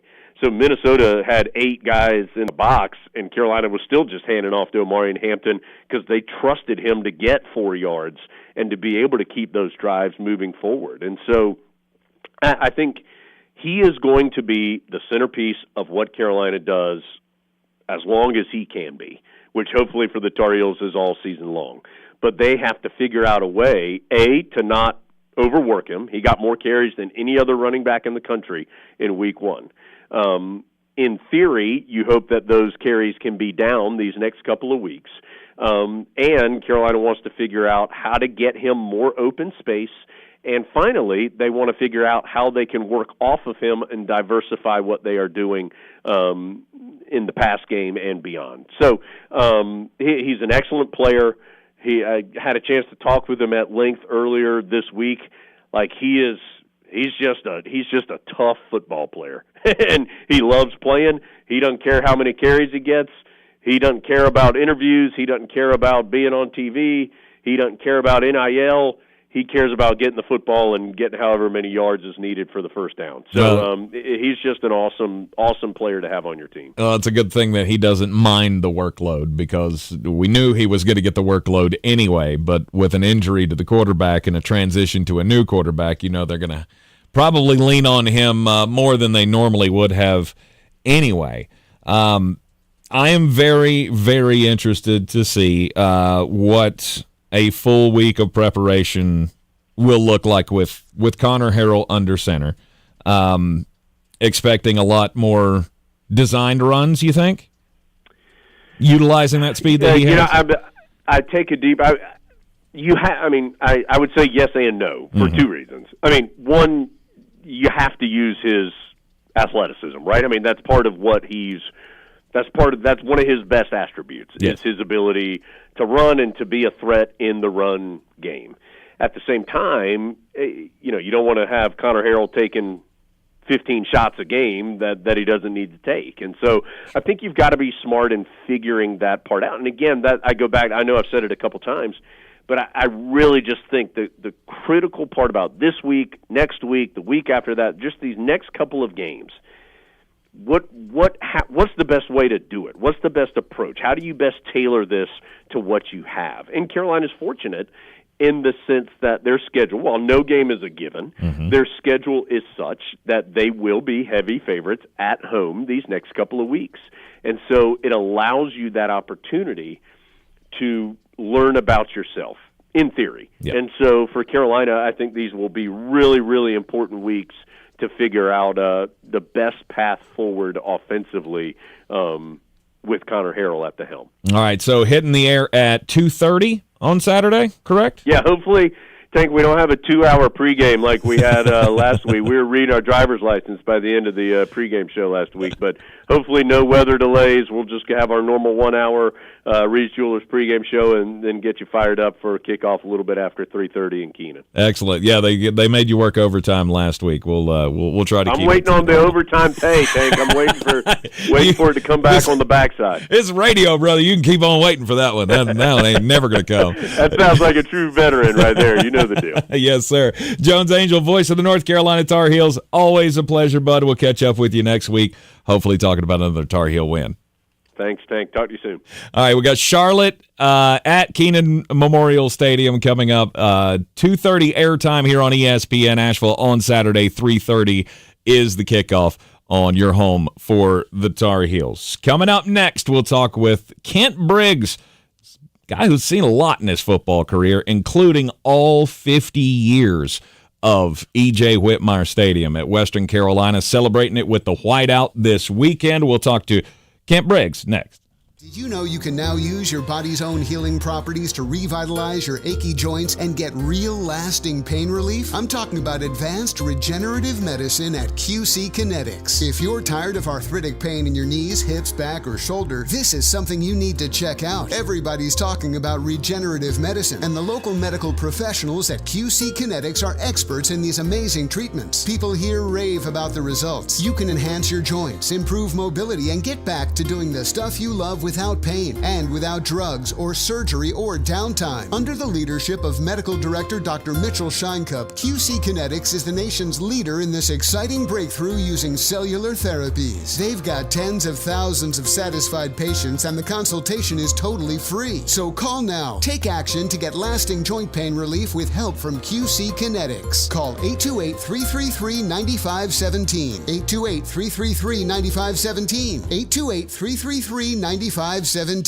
Sorry, but we actually have a wait list for our Monstera. Shaw's greenhouse is really bringing in the green. We can't keep snake plants in stock. She needs a construction manager to build on her roots and grow. We could add a whole section for ferns, and here we'd have dahlias, dahlias, and more dahlias. Indeed can help her hire great people fast. I need Indeed. Indeed you do. You can schedule and conduct virtual interviews all from your employer dashboard. Visit Indeed.com/credit and get $75 towards your first sponsored job. Terms and conditions apply. Don't you wish your life came with a warning app? Stop. That dog does not want to be petted. Just a little heads up before something bad happens. Move your coffee cup away from your computer. Oh, no. So you can have more control.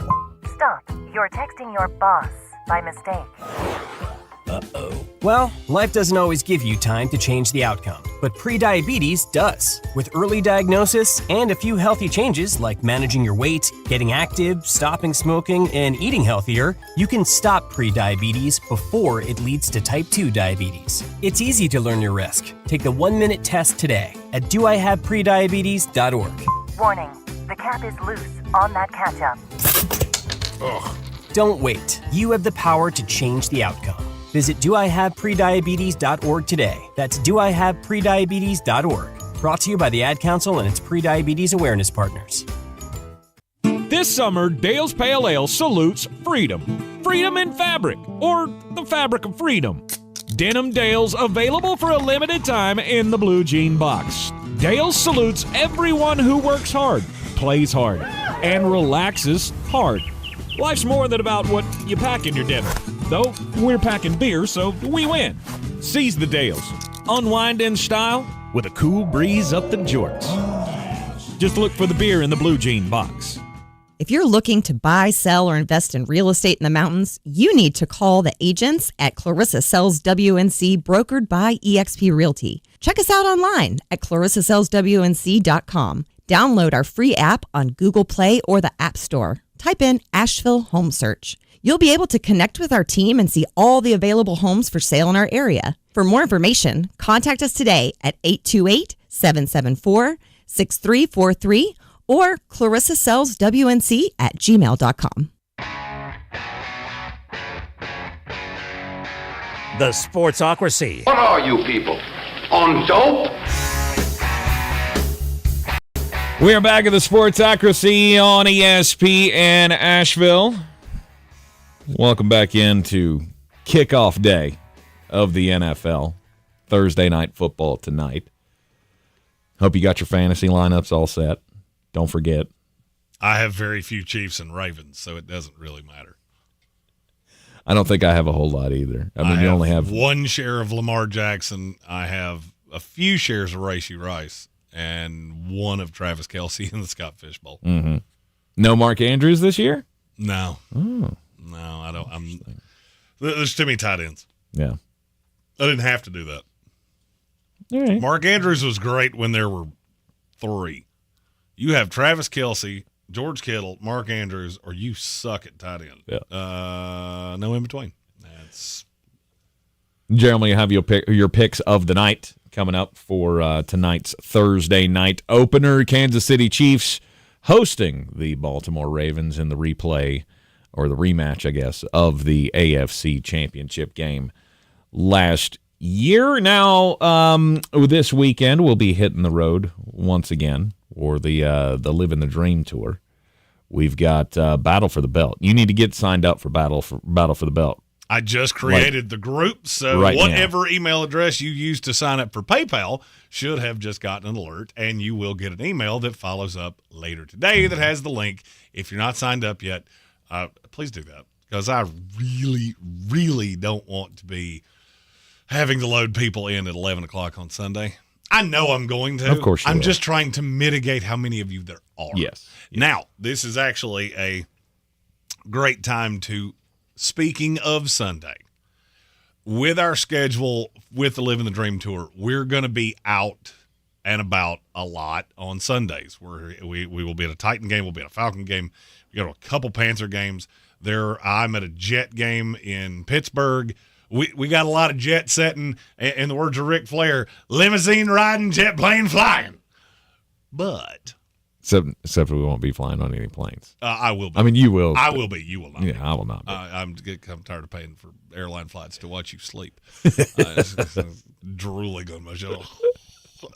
Yeah, that's annoying. That happens one time. One time it happens, and then you're a drooler. Yeah, 100%. Especially when I'm getting my elbows knocked off by the drink cart and old Richard the steward that doesn't seem to like me very much. It's neither here nor there. Yeah. This Sunday, we will be at the Village Sports. It is the first fantasy football show, which this week will be a little later than usual. It'll be 11 a.m. We'll go right up into kickoff. We'll be doing some live hits, things like that from the porch, watching games there. I'll be there all day. Tank will be there until he looks at me and goes, CB. Mm-hmm. My team doesn't play, so you won't have to hear, let's go 53 times. Now, whoever I play in DraftKings, sorry. Yeah. I haven't decided it yet, so I can't really give you any heads up on who that's going to be. You'll be able to figure it out pretty quick, though, I have a weird feeling. Mm-hmm. So we'll be there all day. Anybody that wants to come by, we'll have some show shirts with us.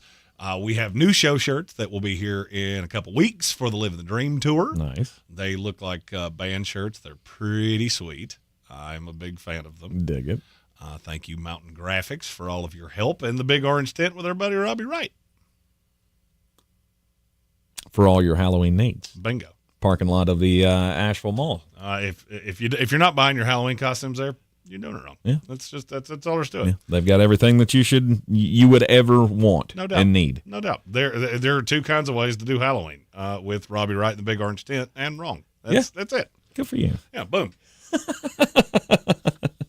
Get in on the battle for the belt. Early sign-ups are much appreciated, so we can get all of this done with us being on the road and traveling and having shows to do every day. It gets kind of crazy. So if you can go and follow those links now, go to the YouTube, go to the social medias. We've got the links all posted up for the battle for the belt there. And oh yeah, by the way, grand prize winner this year not only gets the belt, but 1,000 doll hairs.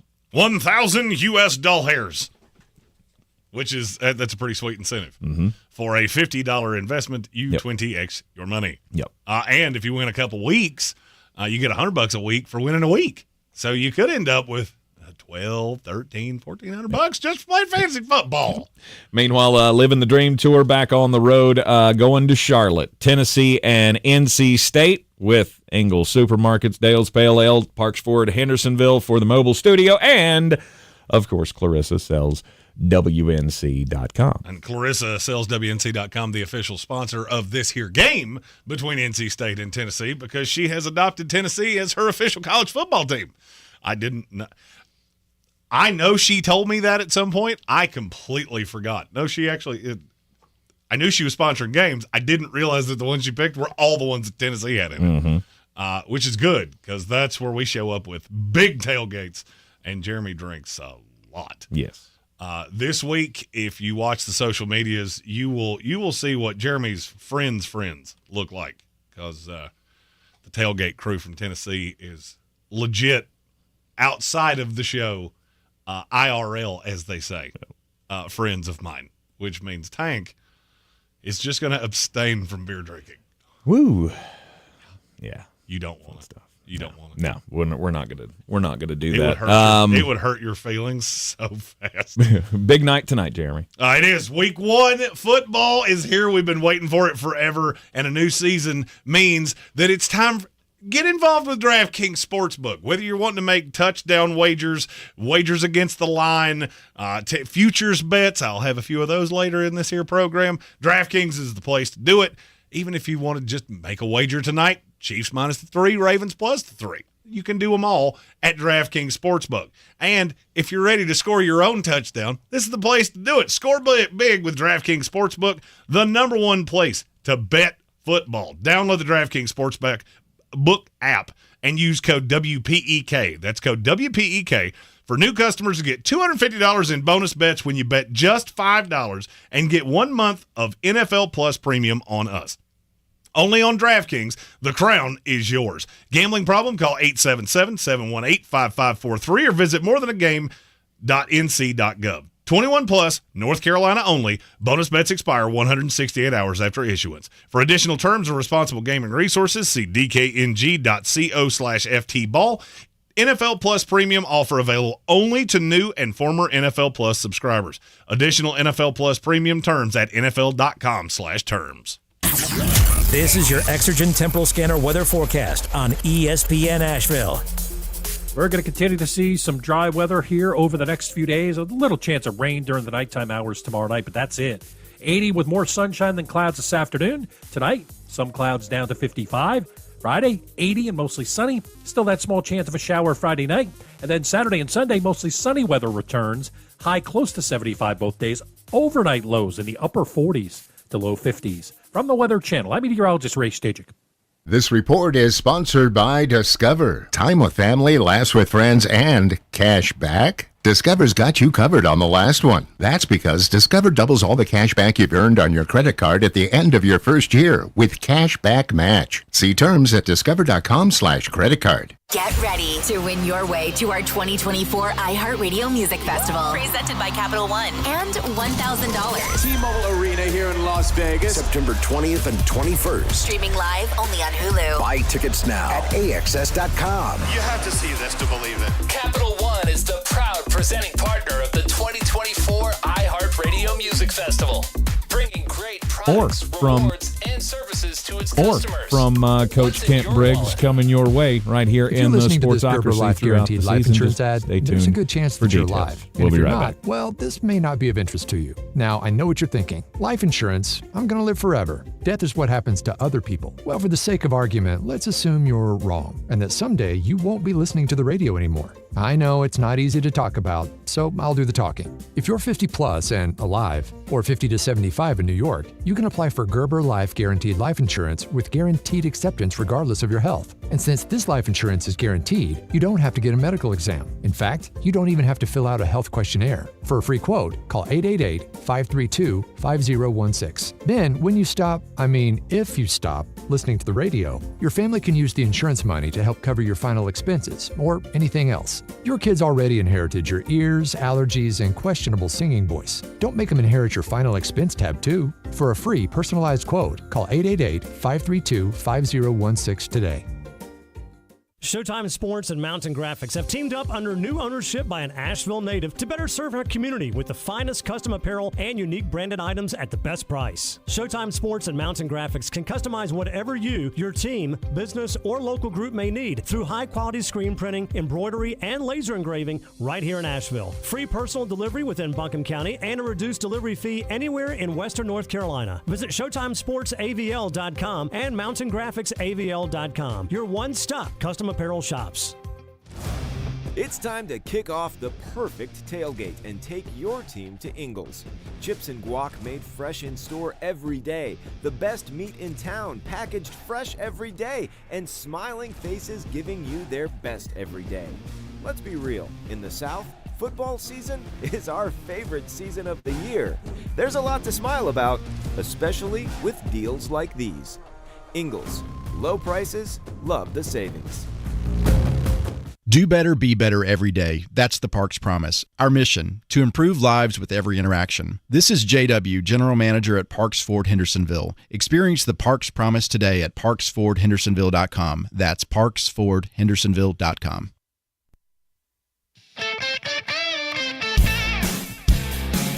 The Sportsocracy. Why are you smiling? Because I love football. It is ESPN Asheville. This is the Sportsocracy, and this is a big weekend for Western Carolina football. It is marking the 50th anniversary of E.J. Whitmire Stadium. All season long, Western will be celebrating 50 years of E.J. Whitmire this Saturday against Campbell, the home opener. It is a whiteout in the stadium. And we thought it'd be a perfect opportunity for us to, bring in the guy that we really want to be our third. But we know that he has too much on his time, and he can't spend all the time with us in the studio. He's considerably more entertaining than either one of us, that's for sure. Man, you guys are too kind. Former Western Carolina head coach Kent Briggs joining us here, state champion head coach with the Cherokee Braves in 2017.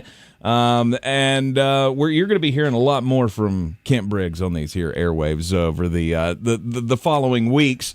And Coach, you are the only person in history, correct, to be a recruit, a coach, a teacher, and a head coach at Western. Is that right? Well, yeah, that's correct. Which I was recruited in '74, and I saw the very first game. So I know that ages me pretty good, because I was there and I was in high school and, I was there at that first game and I'd never seen artificial turf. And it was so exciting to go and, see it live and, have a chance. I had some teammates that I had in high school that was actually played in the game. And the game didn't turn out, in Western's favor. I mean, they didn't score a touchdown, which their offense was, I was so excited about because they threw the football and they did some great things during the year and had a great year. But that first game, they had some difficulty against Murray State, but it didn't matter.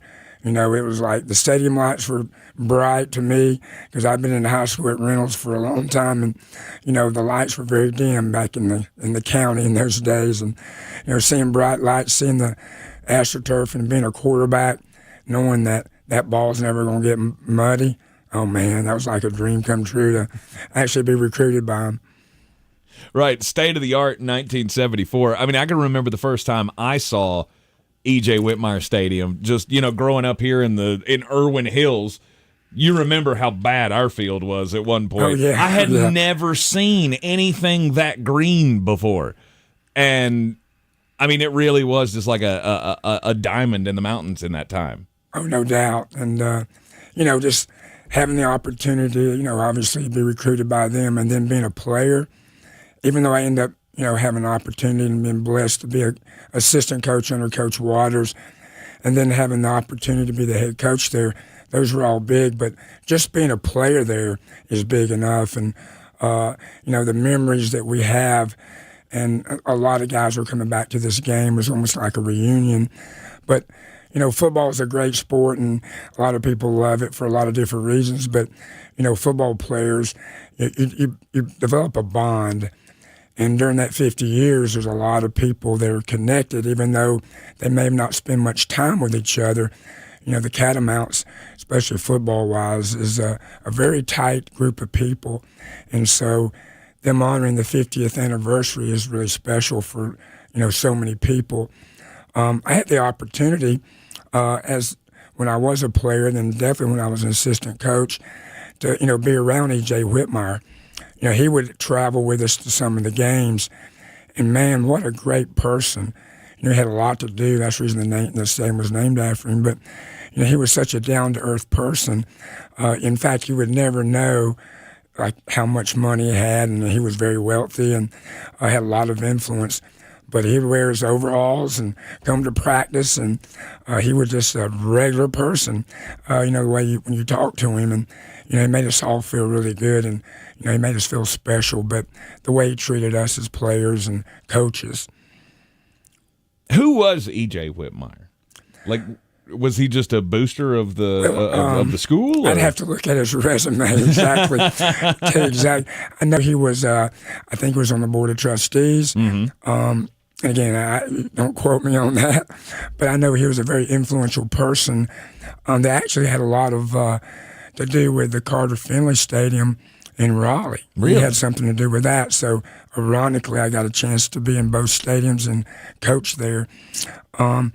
So he just, you know, again, his official title, I know he's from Franklin, and I think without him, we wouldn't have it, you know, that stadium. So I think that was about the biggest reasons that they named him, you know, named that stadium after him. Very deserving, obviously. He was on the board of trustees from 1949 to 72, and according to the Wikipedia of E.J. Whitmire Stadium, he was the driving force, not a. He was the driving force. So, and from the way this sounds, it sounds like he did have maybe a little bit of money, right? And he was willing to share that with the university to make sure that Western Carolina grew, which obviously we are all very appreciative of to this day. Yeah, well, I was going to say, in that time, like I said, it was, you know, a state-of-the-art facility, and over the years, I mean, that place has grown quite a bit. Oh, it has. I mean, the university is really almost unrecognizable of what it was like when we were going to school there, which is all great. I mean, you know, the improvements they've made there over the years has been outstanding. It's a beautiful campus. And, you know, that stadium, you can overlook the mountains, see that, especially in the fall, is really, you know, very special. And what makes people come to the games, too, is it's so pretty there, and it's beautiful, and the campus has turned out that way. And, you know, again, it goes back to, you know, E.J. Whitmire putting all the things that he did into giving us an opportunity to have a stadium. And really a football stadium is almost your front porch of a lot of universities. And, you know, because people come there and they want to see what your campus is like, and that kind of brings them in, and it kind of showcases your university. And I know at that time it was one of the, you know, nicest universities in this region. And, of course, your former coach, Bob Waters, who you spent your formidable years underneath, obviously, playing for him and also being a member on his staff for so many years. Talk to us about his impact on building this program and using E.J. Whitmire Stadium as a tool to do so. When he came to Western, he was on the staff of Bill Walsh, at Sanford. And he brought the West Coast offense over here, to the East Coast, I guess you'd say. And, nobody around here really had that. And, the offense he ran, obviously throwing the football and, doing a really good job in the whole offensive package. But having a stadium with AstroTurf, again, where it's not muddy, even though it rains. I know as a quarterback, there'll be games that'll be raining, and we would even notice if it's raining because we have our helmets on. But because of the turf, you just didn't feel like you do when you're in a grass stadium when it gets real muddy.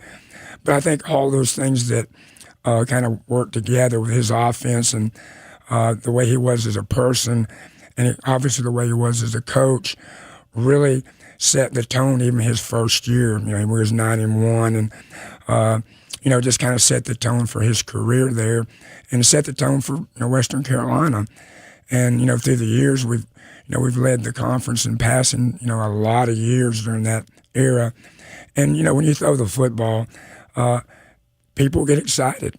Fans enjoy passing the football, even though that you're obviously you got to run to win, but at the same time, putting people in the stands and making people excited about a program, scoring points, seeing athletes do athletic things, and taking advantage of a system that can take advantage of defenses. It's really kind of caused a lot of people to be very. For Western Carolina to be very popular during that time. Can you pick out one moment that is your favorite of your experience, the 50 years of E.J. Whitmire Stadium? Well, it has to be when we played Appalachian. And, of course, winning the Jug was, when I was playing there under Coach Waters, was kind of a normal thing. In fact, we had the Jug, which is, obviously a big symbol of that, rivalry. We actually put it, Coach Waters had it as a doorstop in the field house, our football offices. We didn't have no trophy case or anything like that, but we won it like 5 years in a row. And it became kind of standard. But then Appalachian, their program really got elevated for a lot of different reasons. And it became very difficult to win the Jug. And then, that was always like the season or near the end of the season game for us. And it was one of those games that, we used to be kind of on the same level. But as time went on, Appalachian became a bigger challenge.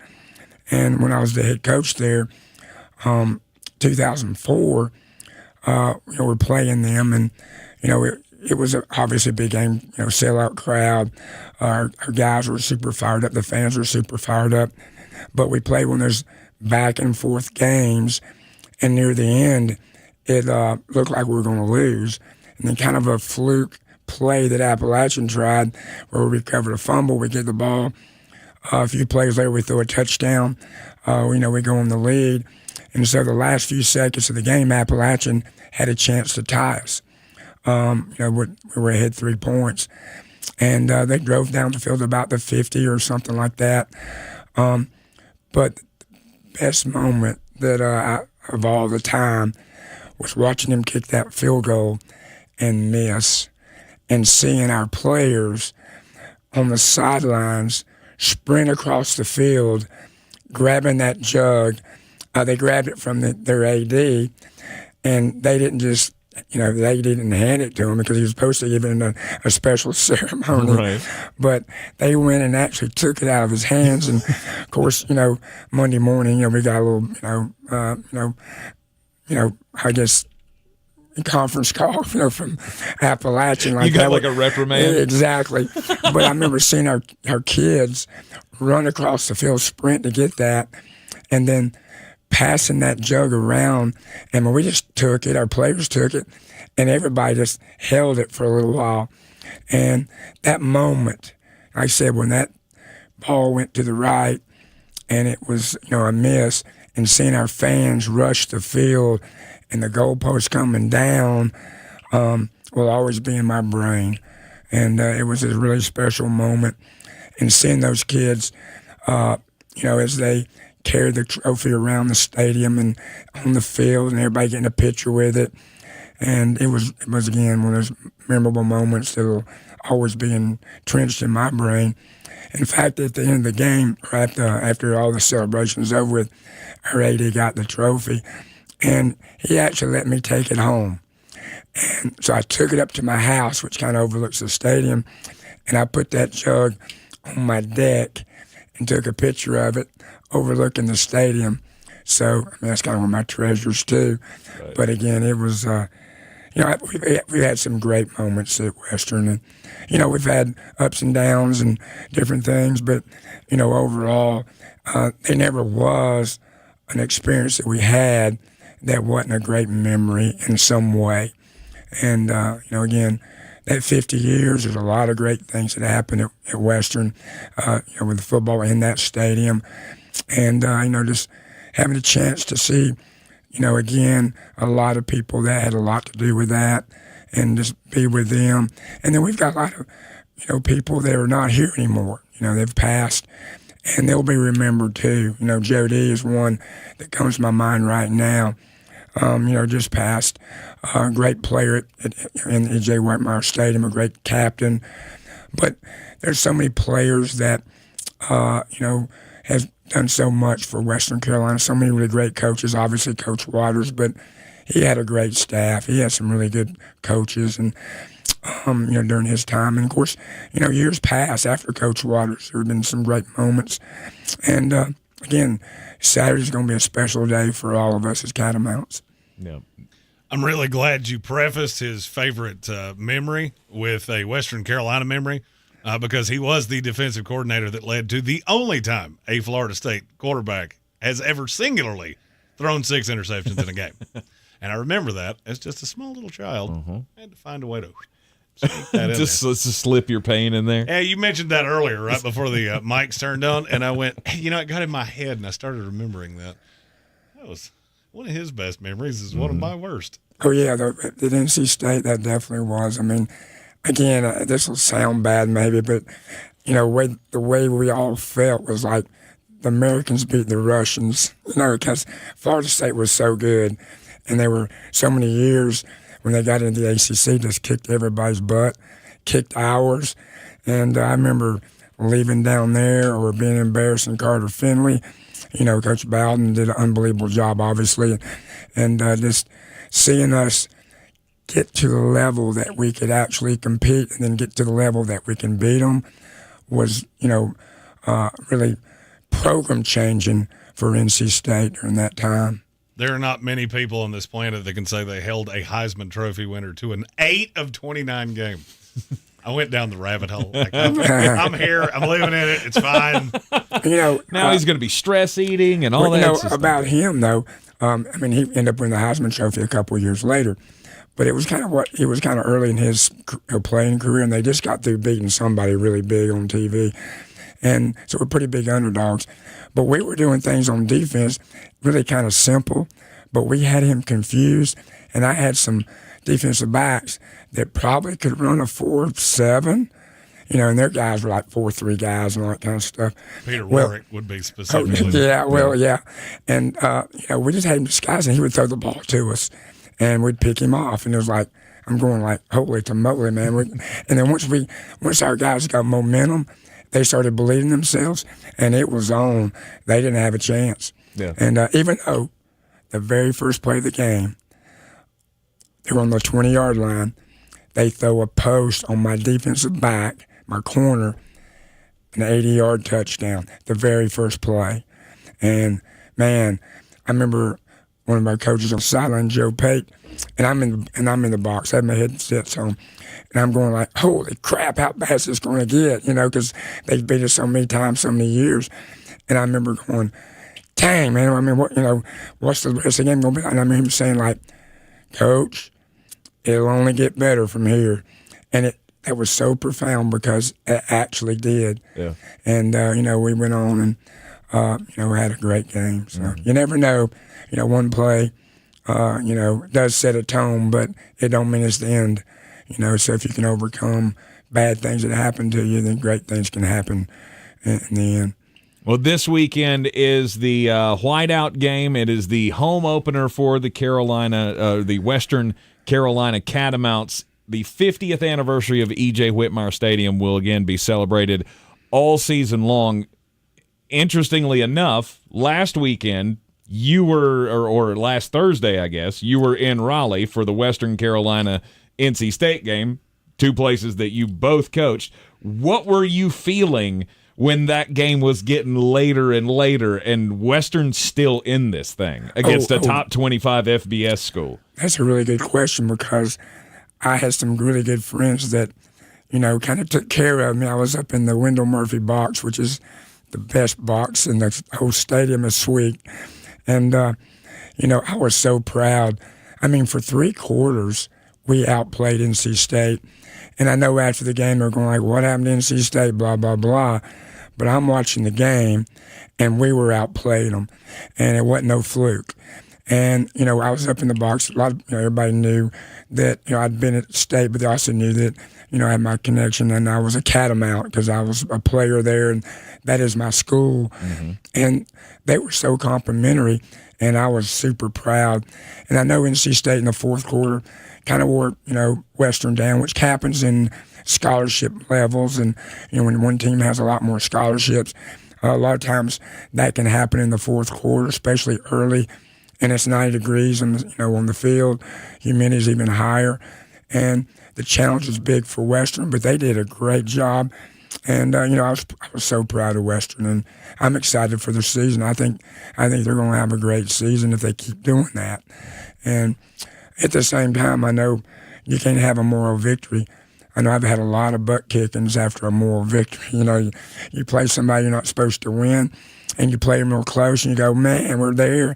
And then next week you play to somebody that's a lot worse. I mean, that you're better than, and you lose to them. So, it's a fine line, confidence and overconfidence, or, thinking you're there when you're always about getting better.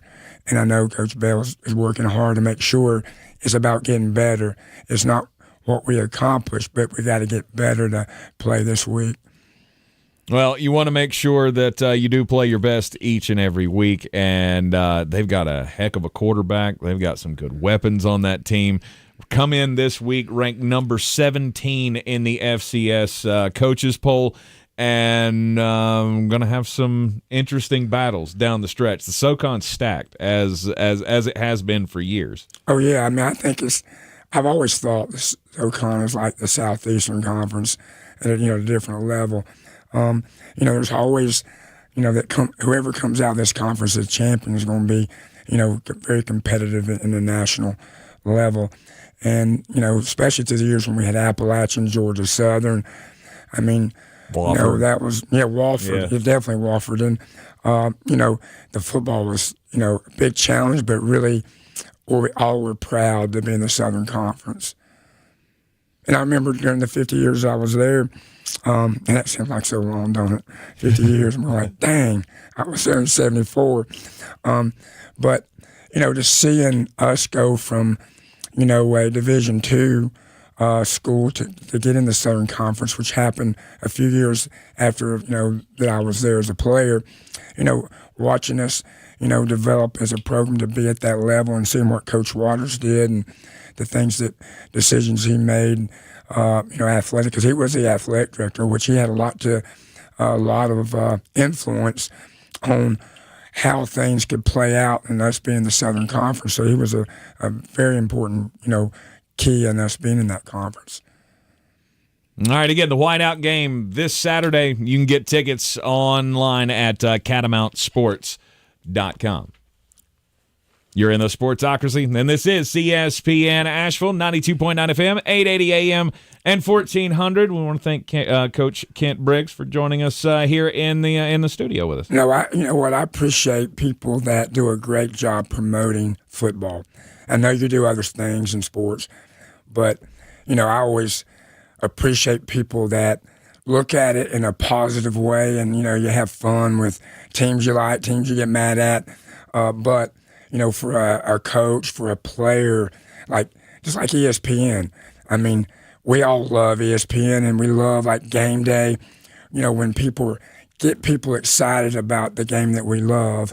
And I appreciate y'all, too, because y'all do a great job of that. And you can see it, even though you don't see it visually.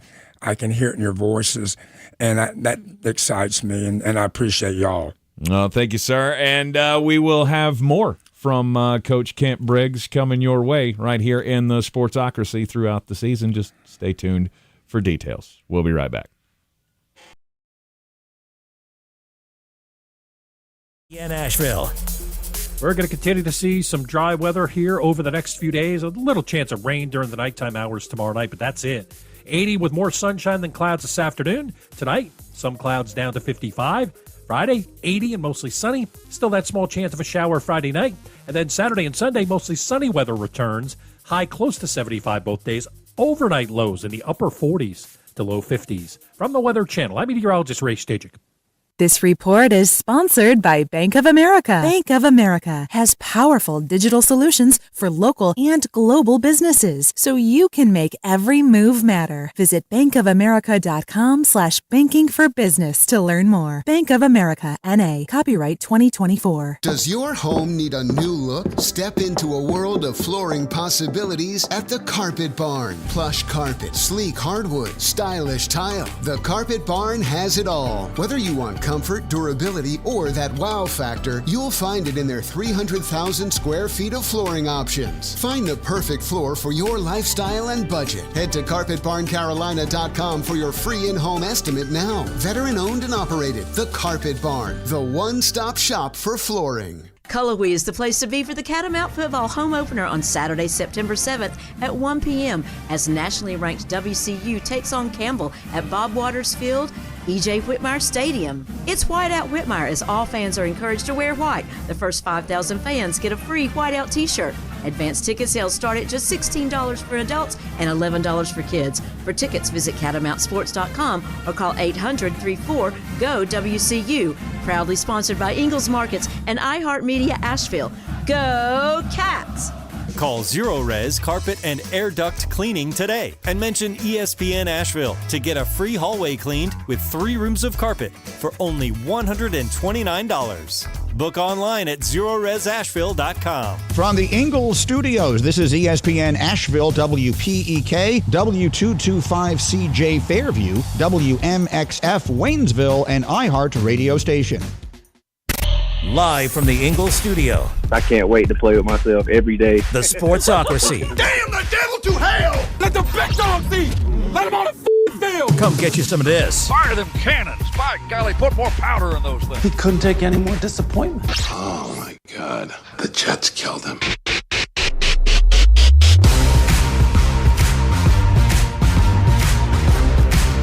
We are back in the Sportsocracy on ESPN Asheville. Sportsocracy heard everywhere you go on the iHeart Radio app terrestrially. You can hear us on 92.9 FM, 880 AM, and 1400. You can check us out on the YouTubes. Just go to thesportsocracy.com, click the live video link, and subscribe to the channel. You want to follow us on all of the social medias at the Sportsocracy, because that's where you'll find all the links to get in on the battle for the belt. This year, our yearly fantasy competition, daily fantasy competition this year. This year, you can get in any week. You can play every week if you want to. It definitely helps because we do have a $100 weekly cash prize to our winner. But you don't have to. You do get 4 weeks for free if you sign up for the year. And we have 2 new entrants for Battle for the Belt. Here comes the money. Here we go. Money talk. Here comes the money. Our buddy Ronnie George and Eric Carbone both entrants into the battle for the belt. Eric Carbone, I believe, for the first time, and Ronnie George has been. This will be his third year. Yeah. Ronnie was the long-time friend of the program. He was the original producer of the visual version of this show. Yes, he was. And now he has gone from not a swole up man to a swole up man.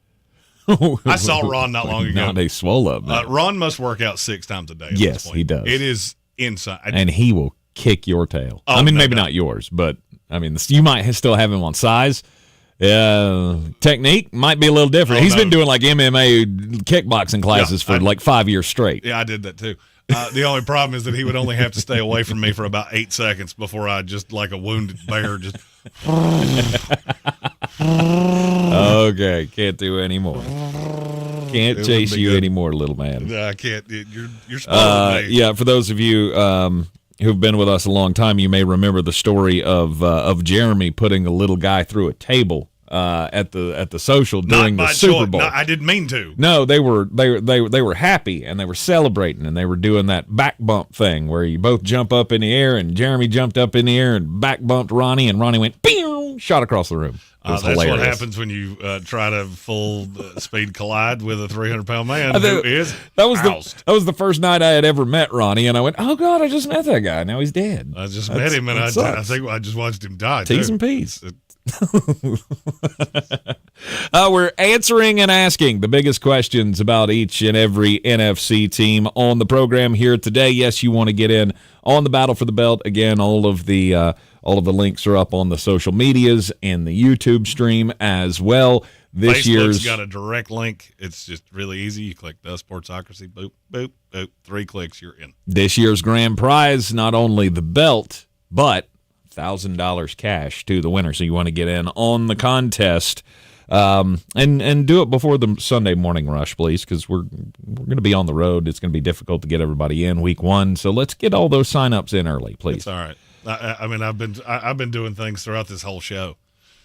It amazes me how much we've automated the show, how hard it used to be, and now I'm like, bink, bank, boop, and we're done. That's all you needed to do. Asking the biggest questions about all of the teams in the NFC today. AFC teams were yesterday, so if you missed that, you can go back and check that out on the podcast or on the YouTube stream. NFC South, we've done the Panthers, we've done the New Orleans Saints.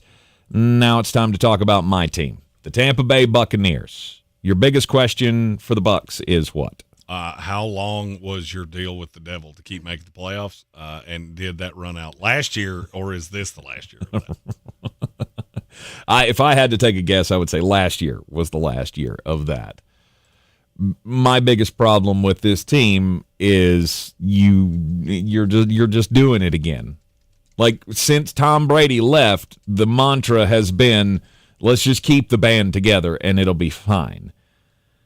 That worked with Tom Brady, and sure, it got you to the playoffs of Baker Mayfield last year. And how many times can you keep doing this, not getting better? I mean, you may be a little better, just based on experience. The young guys that were on this team, maybe they've developed over a year. But you go down the list of this team and you go, okay, well, they spent money on everybody. They re-signed Baker Mayfield, sewed up Tristan Wirfs, sewed up Antoine Winfield Jr., went out and gave Baker Mayfield his $33 million a year contract. And the rest of it is just rookies. Like possible new impact players for the Tampa Bay Buccaneers this year goes number 1, Graham Barton, number 2, Jalen McMillan, and number 3, Bucky Irving. All dudes that you took in the draft this year. There's nothing new here. Nope. You brought back Jordan Whitehead from the Super Bowl run. That's okay. really the only new face. Yeah, don't really be happy about that. We broke him real good. Oh, did you? Oh, yeah. We broke or did he him just real suck in your system, but he's pretty good in Todd's system? No, we broke him real bad. All right. Well, hope that he's still got some gas left in the tank. Basically, playing 2 years for the New York Jets is the equivalent of dating a Kardashian. Mm-hmm. You don't come back from that the same way you went into it. Yeah. To me, it's the same team, and the same question remains. 3 weeks left in the season. How many of those you got to win to try to make the playoffs? Your pass rush terrifies me. You don't have one. Mm-mm. There's nobody there. Yaya Diaby. Okay, as your one, let's see how that works out. Because I'm going to go out on a limb and say probably not as well as you wanted. Uh-huh. Oh, and then there's the Todd. Did you see him at his press conference yesterday? I went very. Was this the one where he said that he wasn't too worried about Jaden Daniels? He was worried about the other Redskins. Did you see that one? I saw that one too. And, that's not what and he doubled to. down on it too. He was like, he said it twice, and nobody went, "Nah, you know what? You can have it." No, yesterday they asked him what it was like to be a really stoic coach. Yeah, like how do you get excited for that? And he had lulled the entire room to sleep as he does, and he went, "I'm stoked! I'm so excited!" And everybody like, no, what was that? It's the first time he's raised his voice in 4 years. Did see that. And he couldn't do it without laughing. I laughed so hard I thought I was going to cry. Yeah. No, this is this team needs everybody. It needs the next team that we're going to talk about to be bad. I agree, and I don't think it's going to happen. I also agree because the number one team in this division preseason to me is, and it's not close, is the Atlanta Falcons. I agree with that as well. I think they are the winners of the offseason. They've done a lot. To me, there's a pretty easy similarity between the Tennessee Titans and the Atlanta Falcons. I talked about Tennessee yesterday. I'm very high on them. I know a lot of people aren't, and I think you're sleeping on it. Atlanta, not a lot of people are sleeping on it. I just think you're excited for the wrong reason. You're excited about Kirk Cousins. Yeah, he's an improvement over what you had. Your defense could be really good.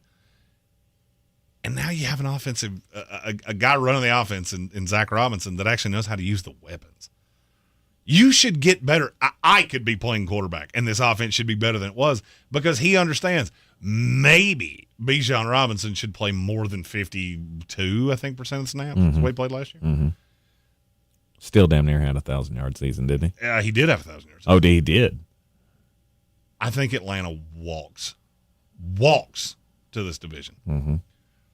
They should. And I think Falcons fans can get excited about doing so because you didn't do it last year, right? It's that whole back-to-back good years thing. Can I give you a conspiracy theory that's going to sound absolutely insane when I say it? Okay. Looking at Atlanta's schedule, the first 3 weeks are absolutely brutal. The next 3 weeks are not. It would be untoward for me to say that I'm not sure Atlanta wouldn't be better off if Kirk Cousins wasn't great in the first 3 weeks. And somehow you got Michael Penix on that field? Because that's my biggest question. How much does Michael Penix hang over this team? Because every time Kirk Cousins does anything to make you think, because that Kirk deal, they can get out of that in a year. I didn't really realize how easy it was for them to bail water on that. No, it's very easy. Mm-hmm. I'm not sure it wouldn't be better for him. Just roll. And I know you're not going to bench Kirk Cousins. I'm not even floating that. I'm just saying, what if he is not back from the injury and it's super obvious and you have some reason to just sit him down for his own good? You let the kid come in the meaty clackers of this schedule. He's terrible. If the Falcons aren't, I said the meaty clackers, it's basically everything from 3 weeks in. I mean, you play the Steelers, the Eagles, and the Chiefs. You got the 6 games in your division. Here's the rest of your schedule. Seahawks in your building, Cowboys in your building, at the Broncos, the Chargers, at the Vikings, at the Raiders, Giants, at the Commanders, and the Panthers in your division. It should be free 10 wins. You should be 14-3. I mean, to be honest with you, I wouldn't be shocked if you started 0-3 and then won 14 straight games. We can't go that far. We can't put that on the Atlanta Falcons. This should be a 10-win season at bare minimum with the talent that you have. You should win 10 games because you put your pants on facing the right direction and your shoes on the right feet. Precisely. But as every fan of a team in this division knows, you could not. Weird things happen in this division. One of the weirdest divisions in all of sports. Yeah, you could and you could not. My biggest question about them is how good is the defense? Will Raheem Morris be able to generate enough pass rush with that team to put enough pressure? And I think the answer is yes. But outside of that, I don't really have a big qualm with the Falcons. And that's why I think they're a winner of the offseason. You got the quarterback, you have the weapons, you have the offensive line, and you added some veteran pieces to that defense with some pretty intriguing young pieces like Arnold Ebiketie and who's that other kid? The guy that they got from the Saints, Caden Ellis. There's some good young players. Raheem could do a lot with that defense. So Atlanta is the favorite in the NFC South.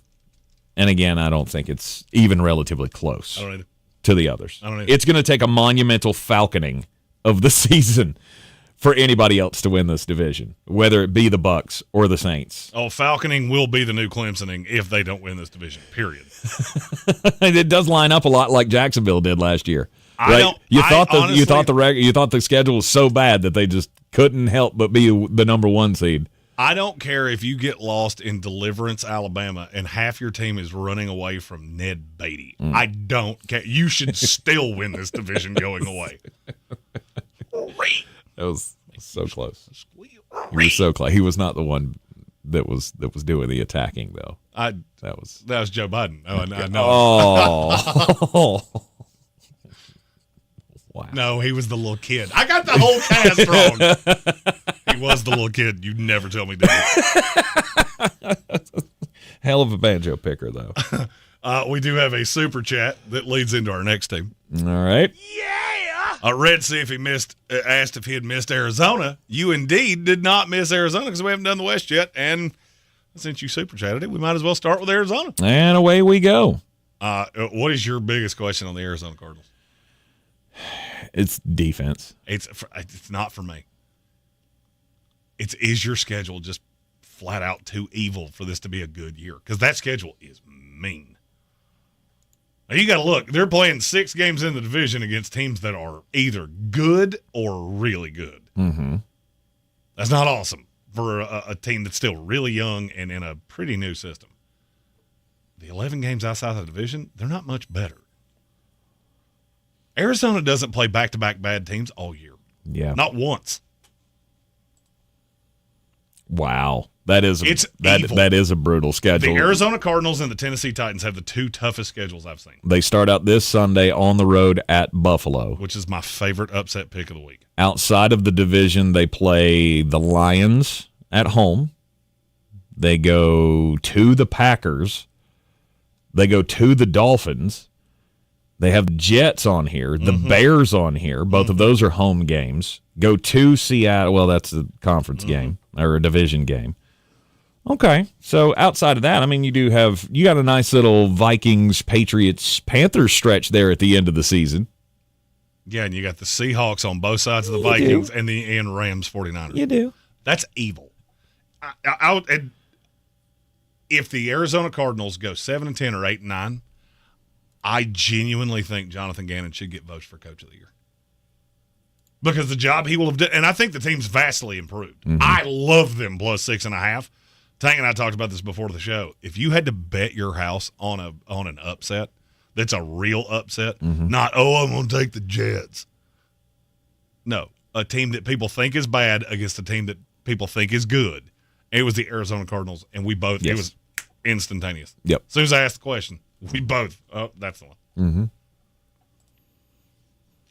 I really like this Cardinal team. I'm just not sure the record's going to be great.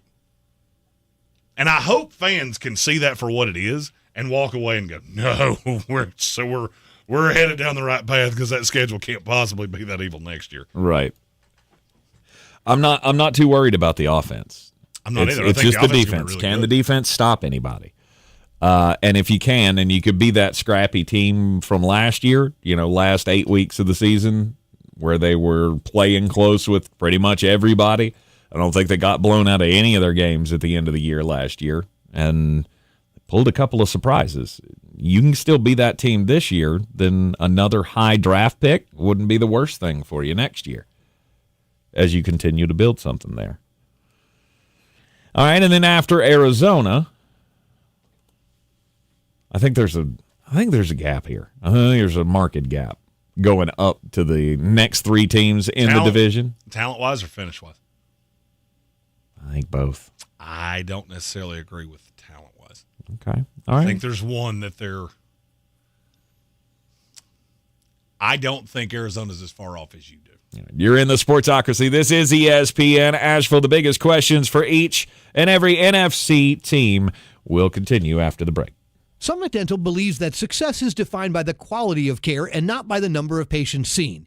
If you're looking for a different dental experience or you're new to town, call Summit Dental. Dr. Reinhardt and his staff pride themselves on a personalized approach to dental care and to building relationships with their patients. Expect complimentary benefit pre-checks that detail any insurance estimated out-of-pocket costs before you visit, and close attention to your comfort during that visit. Summit Dental, 828-277-6868.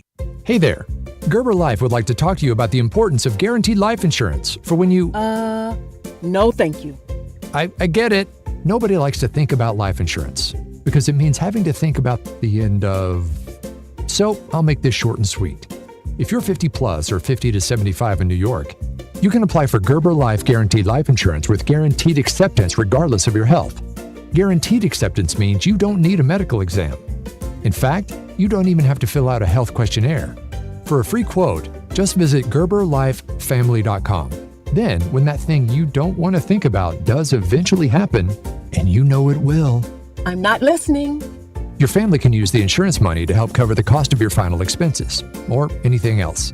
Now that's worth thinking about. Gerber Life Guaranteed Life Insurance. For a free quote, visit GerberLifeFamily.com today. See website for terms and restrictions. She posted about us just now. Celebrities can't get enough of Biana's bespoke skincare line. She has 147 million followers. How do we monetize? She needs a social media associate to help her with the hype. We should repost this. Do we need a hashtag? Indeed can help her hire great people fast. I need Indeed. Indeed you do. You can schedule and conduct virtual interviews all from your employer dashboard. Visit Indeed.com/credit and get $75 towards your first sponsored job. Terms and conditions apply. It's time to kick off the perfect tailgate and take your team to Ingles. Chips and guac made fresh in store every day. The best meat in town, packaged fresh every day, and smiling faces giving you their best every day. Let's be real, in the South, football season is our favorite season of the year. There's a lot to smile about, especially with deals like these. Ingles, low prices, love the savings. If you're looking to buy, sell, or invest in real estate in the mountains, you need to call the agents at Clarissa Sells WNC, brokered by eXp Realty. Check us out online at ClarissaSellsWNC.com. And did I mention that Clarissa Sells WNC loves teachers? We love teachers so much, we're giving back 25% of our commission at closing. For more information, contact us today at 828-774-6343 or ClarissaSellsWNC@gmail.com. Do better, be better every day. That's the Parks Promise. This is JW with Parks Fort Hendersonville, and I'm so excited to introduce our first Parks Promise community hero, the American Red Cross of Western North Carolina. The need for blood is so important, and in the summer months, the need is even greater. Did you know that you can donate every 56 days? Save lives this summer. Head to redcross.org to schedule an appointment or find a blood drive near you. Congratulations to the American Red Cross, our Parks Promise community hero. The Sportsocracy. That is some good, clean family fun there, eh, Cot? We are back in the Sportsocracy on ESPN Asheville. Biggest questions about the NFC West. The Seattle Seahawks are the next team on the hierarchy here. Am I correct in that? That you have them as the third best team in this division? I do. And what's your biggest question about them? You don't have a quarterback. You don't have a quarterback in a system that is really predicated on that. And I have a weird feeling. Seattle's talented. I really like their coach. I have a feeling you're getting ready to see exactly what it is I've said about Geno Smith for a long time. Mm-hmm. Because this Ryan Grubbs offense is you can't be off schedule. You can't be off time. You can't do any of those things. And there are few quarterbacks that maddeningly hang on to the ball more than Geno Smith. I see a very likely scenario where he is sitting on the bench holding his helmet and Sam Howell's playing for this team. That's not Sam's strong suit, though. It's not, but Sam's also more mobile than Geno. Yeah.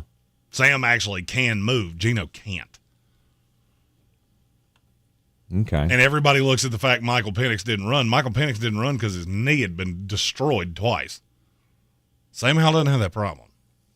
You look at the way this worked before, and I think Sam Howell's a better fit. I've always thought Sam Howell was a better fit. And now you've got the receivers. I think you got the defense. The offensive line leaves a little bit to be desired at times. Mm-hmm. But Geno Smith, for me, is a huge question mark. I've been doing this with this guy for way too long. He was at West Virginia. He was with the Jets. I know his limitations. And watching this offense in the offseason, I never one time went, that looks like something Geno Smith is good at. Yeah. There was a lot of hope for the offensive line for Seattle. They've added some veteran pieces to it. Is it enough to stave off your concerns is the question. Connor Williams coming in, Laken Tomlinson. We know they drafted Christian Haynes, which was a guy that you liked. I did, and I still do really like Christian Haynes. Laken Tomlinson, good luck with that. Connor Williams is fine. I mean, it helps because the interior of that offensive line was terrifying. Mm-hmm. I don't care. The point guy is not the guy.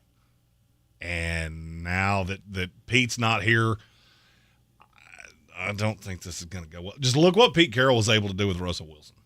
Everybody thinks this was some grand regression from him. It really wasn't. He played on a team that was defense first, don't turn the ball over, take your shots when they're there. He regressed for sure. Mm-hmm. Geno Smith ain't that good either. And we watched him do this with 3 separate teams. Couldn't play dead in a cowboy movie for 10 years.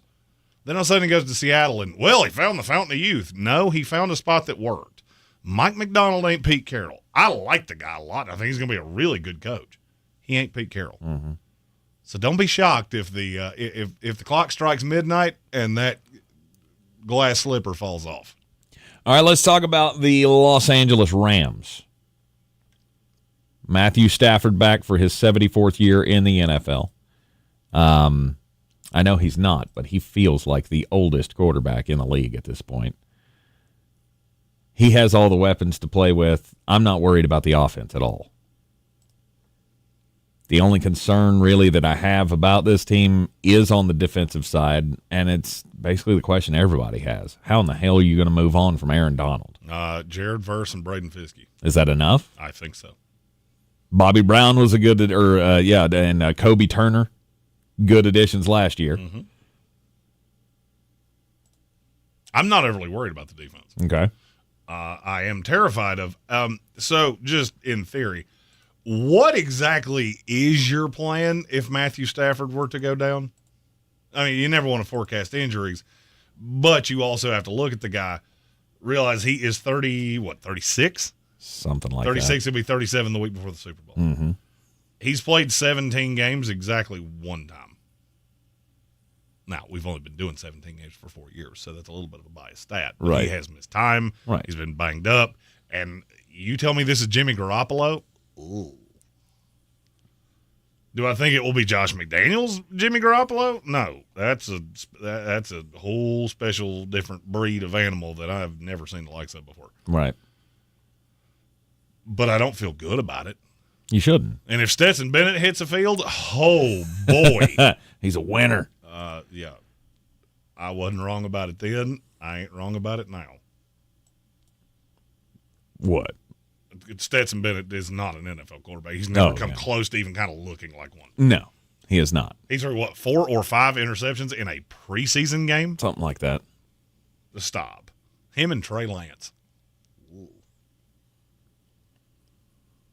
So the Rams' biggest question for me, replacing Donald, they did well in the draft, though. We like those draft picks. I think the defense is going to be – it may not be great. I think it's good enough. Mm-hmm. Well, the offense is going to be terrifying again. Where you got Kyron Williams and Blake Corum. Whatever they decide to do there, I'm not buying into the whole Blake Corum's going to steal 70% of the workload here. That's not happening. Kyron Williams is still the down-in, down-out guy, and they're going to be able to punch you in the face that way.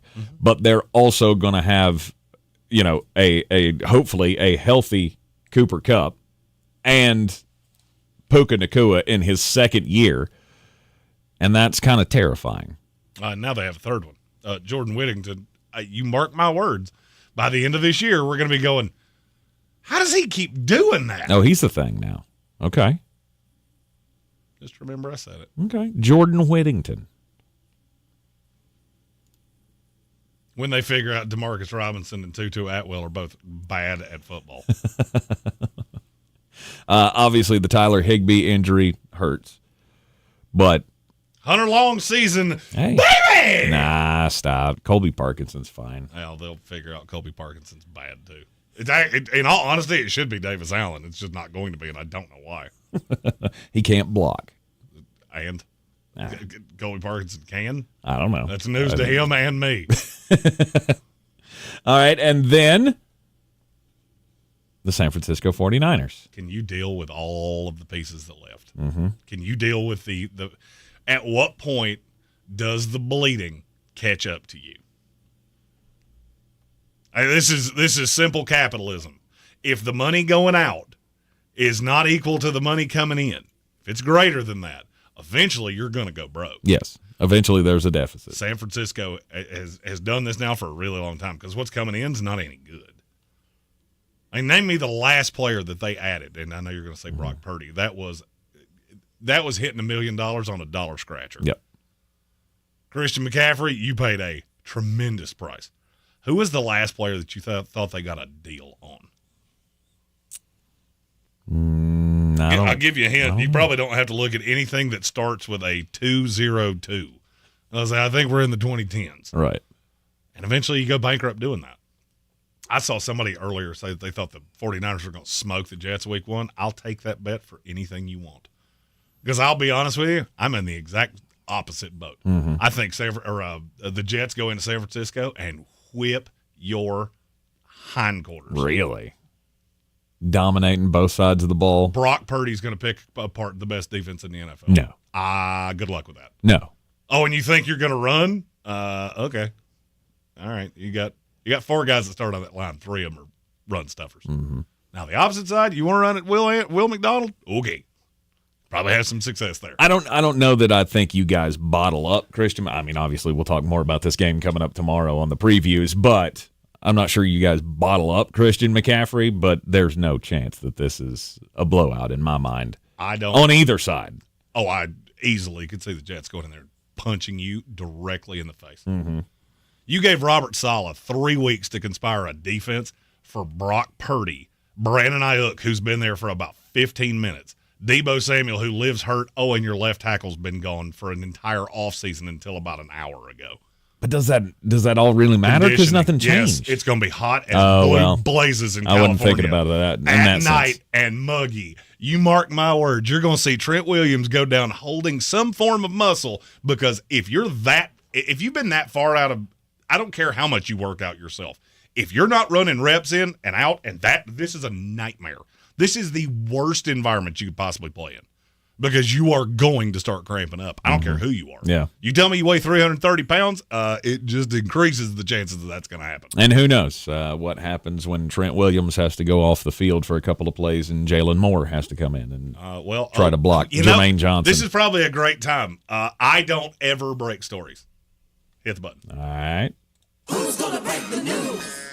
Who's going to break the news? Who's gonna break the news? Who's gonna break the news? This is per me. The Hassan Reddick thing will be done very, very soon. Nice. A little birdie said, sources it's a coming. Sources have told me that Hassan Reddick's his appearance is imminent. Nice. Can't tell you it's today. Can't tell you it's tomorrow. Mm-hmm. I'll tell you there's a possibility he's on the field Monday. He would run into the same problems Trent Williams did. I don't care about that. Right. The contract deal is done. The good news for the New York Jets, bad news for the San Francisco 49ers. And I have no news on did they cave on the contract. I don't know. I can tell you definitively Hassan Reddick is in New Jersey.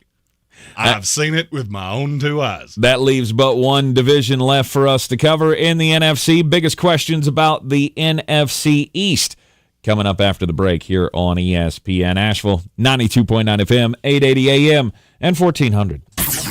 This is your Exergen Temporal Scanner weather forecast on ESPN Asheville. We're going to continue to see some dry weather here over the next few days. A little chance of rain during the nighttime hours tomorrow night, but that's it. 80 with more sunshine than clouds this afternoon. Tonight, some clouds down to 55. Friday, 80 and mostly sunny. Still that small chance of a shower Friday night. And then Saturday and Sunday, mostly sunny weather returns. High close to 75 both days. Overnight lows in the upper 40s to low 50s. From the Weather Channel, I'm meteorologist Ray Stajic. This report is sponsored by eBay Motors. Now your ideas don't have to wait. Dell Technologies and Intel are pushing what technology can do. So great ideas can happen right now. Bring your ideas to life at Dell.com. Welcome to now. Cullowhee is the place to be for the Catamount Football home opener on Saturday, September 7th at 1 p.m. as nationally ranked WCU takes on Campbell at Bob Waters Field, E.J. Whitmire Stadium. It's Whiteout Whitmire as all fans are encouraged to wear white. The first 5,000 fans get a free Whiteout t-shirt. Advanced ticket sales start at just $16 for adults and $11 for kids. For tickets, visit catamountsports.com or call 800-34-GO-WCU. Proudly sponsored by Ingalls Markets and iHeartMedia Asheville. Go Cats! With two convenient locations, Singleton's Automotive will keep your vehicle on the road. Singleton's offers routine maintenance, BG services, tires, inspections, alignments, and more in their family-owned shops. Singleton's Automotive is hiring technicians for both locations. Receive competitive pay and benefits depending on experience. Visit singletonsautomotive.com. That's singletonsautomotive.com. Car care with character. Febreze. As a rideshare driver, I love keeping my car smelling fresh and clean. So when I'm driving, I only trust new Febreze car vent clips, now with 3 times greater scent control, because it's that little touch that sets me apart. I can turn the intensity down for subtle freshness, or I can turn it up for when I want lots of scent. So whether it's set to low, medium, or high, with new Febreze car, I know my car's going to smell amazing, which keeps my driver rating right where it belongs. Picking up, Oscar! If you've ever thought about Botox treatment before, then your dentist might not be the first person that pops into your head. But at Asheville Smiles Cosmetic and Family Dentistry, they are dedicated to the treatment of TMJ, and they use Botox for that. Botox can also be used to treat headaches that come from people grinding their teeth or clenching their jaws when they are stressed. So if you have more questions about Botox and you want to see if it's a good option for you, check out Asheville Smiles online at ashevillesmiles.com. World-class dental care with a hometown feel. This summer, Dale's Pale Ale salutes freedom. Freedom in fabric, or the fabric of freedom. Denim Dale's available for a limited time in the blue jean box. Dale's salutes everyone who works hard, plays hard, and relaxes hard. Life's more than about what you pack in your dinner. Though, we're packing beer, so we win. Seize the Dales. Unwind in style with a cool breeze up the jorts. Just look for the beer in the blue jean box.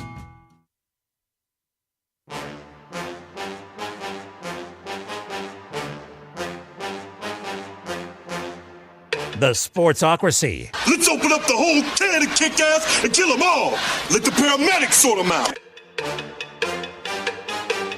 It is ESPN Asheville. This is the Sportsocracy, and yes, it is kickoff day in the NFL. We got a game coming up tonight, which means we got a 5 on it coming at the end of the hour here. Jeremy's best bets of the night. He'll have a 5-legger for you. Or is it a 5-legger or a 4-legger? 5. Okay. All right. 5-legger. This time I got 5 on 5 of them. Okay. All right. And what about your poodle rule? little different when it's kind of like I said about Robert Saleh conspiring that defense for Brock Purdy. Yeah. It's a little different when you've had 3 weeks to when you've been sitting here refreshing DraftKings going, can I do it now? Can I do it now? How about now? How about now? Can I do it now? If you're new to the program, have not heard Jeremy's nugget of wisdom about parlays, it's usually that the parlay doesn't need to have more legs than a poodle would. No, you said it wrong. Parlay has 6 letters. Poodle has 6 letters, and both of them are really screwed up if they have more than 4 legs. Let's see. We said the same thing. You just said it nicer than I did. You said it flowery. I did. Biggest questions and best answers for the rest of the teams in the NFC. We're down to the NFC East. New York Giants. How much can one fan base drink in 1 year? That's a great question. Malik Neighbors, that's the one upside I have with this team. Mm-hmm. Your secondary is going to get deep fried on a weekly basis. When Jason Pinnock is the player that I feel the most confident in, you have done something horribly wrong. Yeah, you got Dexter Lawrence and Brian Burns. Yay. And Kayvon Thibodeau. Your front seven's fine. Mm-hmm. Your back half is awful. Mm-hmm. And then you get to the offense, and the offense is just a disaster. Yep. We know what it's all going to lead to. It's all going to lead to one of the worst teams in the NFL. And the only question I have is, can you be bad enough to get the number 1 pick without having to mortgage your future to get it? Oh, this is the worst team in the NFL. Yes. I don't think it's even close. Outside of Malik Neighbors, the second best playmaker on this team is who? Oh.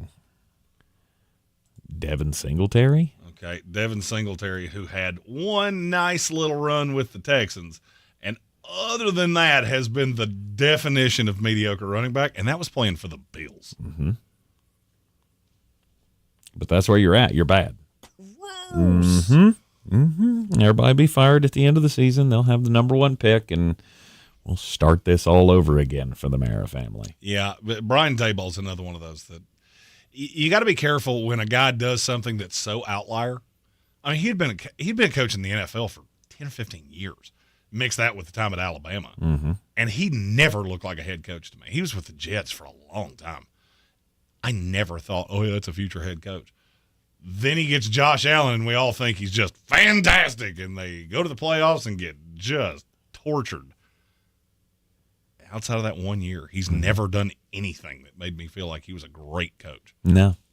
Made you feel hopeful the first year when they made the playoffs, when they slid into the playoffs. You thought, hey, maybe this will be something. And then it all came crashing down last year with Daniel Jones getting hurt. Not that it would have been much better with him there, but it would have been better. And maybe they've got a little bit of hope for some better offensive play this year with Daniel Jones, but it ain't going to get much better than this. That brings us to the Washington Commanders. The biggest question for them is almost the same question you had for the Giants. Can you stop any quarterback? Because I don't think your secondary is good at all. I don't hate their secondary as much as you do. Mm-hmm. They're young and not a lot of known entities. I don't hate the back half. My question is, can you get after a quarterback? Can you ever, under any circumstances, send 4 guys and get home? Mm-hmm. Because if you leave that secondary back there that long, it's going to look bad. I just feel like Washington gets into a lot of shootouts. I like the offensive pieces probably better than anybody you're ever going to hear talk on a sports talk show. I love Jaden Daniels. I think he's going to win Rookie of the Year. I like the 2 running backs because I do think they have their own individual roles, and you don't really tip your hand with them as much as I saw with Eckler with the Chargers. Mm-hmm. I think they'll use them together. And that De'Ami Brown thing, man, wasn't that a fun day? Play that Sarah McLachlan song, just in memory of the De'Ami Brown's going to be the number 2 receiver for the Washington Commanders. What happened to De'Ami Brown? They put out the depth chart. I will remember you. That was just a great day. De'Ami's finally going to get his chance. Yeah, they put out the depth chart. He's the 5. Whoa. Behind McCaffrey? Behind McCaffrey, behind Noah Brown, behind Olamide Zaccheaus. Oh. Noah Brown, you could do worse. I saw me in a fantasy draft on Sunday go, 20th round, Noah Brown. Yep. So Dan Campbell or Dan Quinn is Dan Quinning again? Is this? I don't think they're wrong. Olamide Zacchaeus is not good. Olamide Zacchaeus has done more in an hour in the NFL than De'Ami Brown has done in his life. Oh, I get that.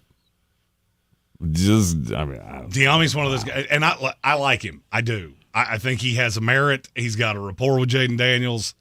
He is very limited in what he can do. Mm-hmm. He is a deep threat and nothing else. Yep. Washington plays 5 quarterbacks on their schedule that they could possibly beat. Oh yeah, the record's not going to be awesome, but I don't think the team's not terrible. good. It's not going to be great. They get Daniel Jones twice. They get to play Pittsburgh and Russ or Justin Fields, Bryce Young, Will Levis, Deshaun Watson.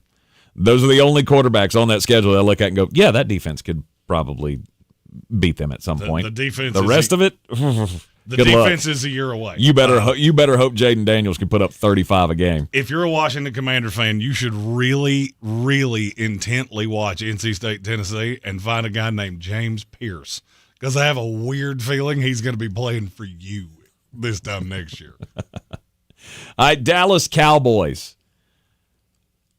America's team.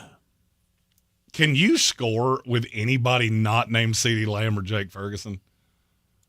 This is the worst running back room I've ever seen. I've never, in all of my years watching this league, seen a team go into a year where not only do I know definitively you don't have a 1, I'm not real sure you have a 2. No disrespect to Rico Dowdle here, but that's not going to cut it. See, I hate Las Vegas's running back room. The fact that they're going into the season with Zamir White, I think, is just ridiculous. You should have done something else. They have 2 running backs that would start for the Dallas Cowboys. No doubt. Alexander Madison and Zamir White. No doubt. Like, the difference between the Las Vegas Raiders running back room and the Dallas Cowboys running back room is like the difference between the running back rooms for, I don't know, Ohio State and International Wesleyan.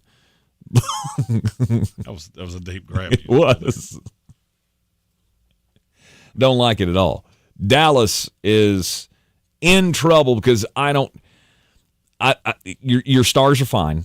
You got the quarterback, 2 of them. You got the superstar wide receiver, you got the superstar pass rusher, and Micah Parsons. Oh, I thought you were just talking about an offense. No. I'm talking about the entire team, because you go 3 deep on damn, these guys are real good, and then you go pretty deep on the I'm not sure if these guys are great or not. I can't stop looking at the secondary going, you're starting Kalen Carson? You're starting Kalen Carson, who I liked as a long-term prospect. Mm-hmm. Did you see what Keon Coleman did to him? That was the 5th receiver drafted in the first round. Ooh. I think the defense takes a huge step back. Mm-hmm. And, the big question is Dak Prescott's contract.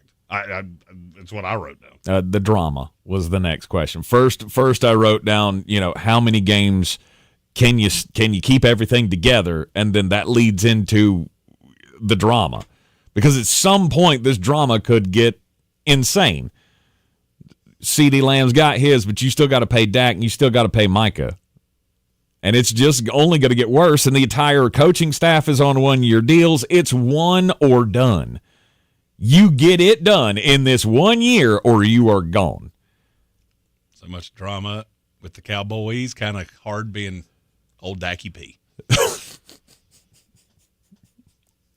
don't think that worked the way you wanted it. It didn't. I was trying to find a way to spell it out, and I can't. None of it works. Nope. But I still wanted to use it because I thought about the line for about 45 seconds. So people on the YouTube stream saw me, and it looked like I was trying to divide a very large number by a very small number. All right, and then finally for the NFC East, biggest question about the Philadelphia Eagles. Well, the hope is that the only tool bag that you have is in the janitorial closet and not your head coach. fair. It's completely fair. Because everything that unwinded last year ties right back at his feet. I've never in my life met a person who was everything I thought they were and more than Nick Sirianni. Mm-hmm. You and I just stared at each other like, what is he doing? As soon as he walked out from behind that curtain at the combine, and they just immediately started yucking around like they were just teenagers standing on a street corner somewhere in Philadelphia, and I'm like, you just don't belong here. He showed up in sweats, which was kind of weird. You don't carry yourself like a professional head coach is supposed to, and I think you're just a buffoon hanging out with your buddies, going, you know what? We're going to ride this ride as long as we can, and who cares what kind of a job we do? Who cares how many people I alienate? Who cares if I piss off my quarterback more than, it's just, you can't have that relationship and be a successful football team.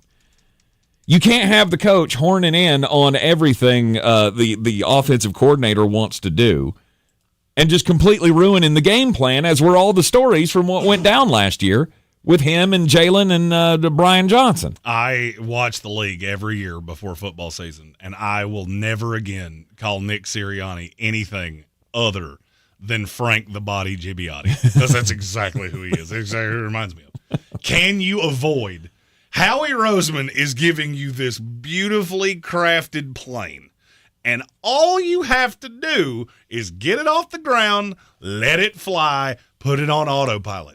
Don't be showing out for your friends. Hey, look, I can do a loop-de-loop. Nope, just fly the damn plane. Mm-hmm. We'll be just as impressed when you land safely. That's all you got to do. Mm-hmm. But can he do it? I don't worry really about any position group on that team. I think your receiving core is phenomenal, especially after you added Jahan Dotson. Quarterback, I've seen Jalen Hurts do it. The line is one of the best in the league, and you got crazy talent on the defense, and now you got Vic Fangio coordinated. Since you have to deal with the personality of the head coach and all of his cronies that are around him, the main question I have for this team is Kellen Moore. What is that like? When Kellen Moore steps into the building, right, he takes command of the offense. Is he really taking command of the offense, or is Nick Sirianni over here trying to micromanage like he did with Brian Johnson? Thereby creating another problem with the quarterback, thereby creating another situation where we're going to have offensive coordinators and defensive coordinators getting fired in the middle of the season because things are scrolling out. It's just drama's a bad place to be when you're a team like this ready to win. Well, the question is, which Kellen Moore do you get? Do you get 2019 Kellen Moore? Do you get 2022 Kellen Moore? Those two Cowboy teams finished top 8 in the NFL in rushing attempts and yards. The other 3 years, they finished 12th, 15th, and 24th. The latter, you may all be fired. Mm-hmm. The former, you might be playing the Super Bowl. You're in the Sportsocracy. This is ESPN Asheville. Bangers are coming up next. Stay tuned. Picks of the night. Thursday night kickoff game. Christopher Chambers enlisted in the U.S. Navy and later graduated from SEAL training. He was conducting a nighttime raid on a ship that was illegally transporting advanced lethal aid from Iran to Houthi forces in Yemen when he died in the line of duty. Christopher was 37 years old. The Tunnel to Towers Foundation provided Christopher's wife and young daughter with a mortgage-free home. Help America's heroes and their families. Donate $11 a month to Tunnel to Towers at T2T.org. That's T2T.org.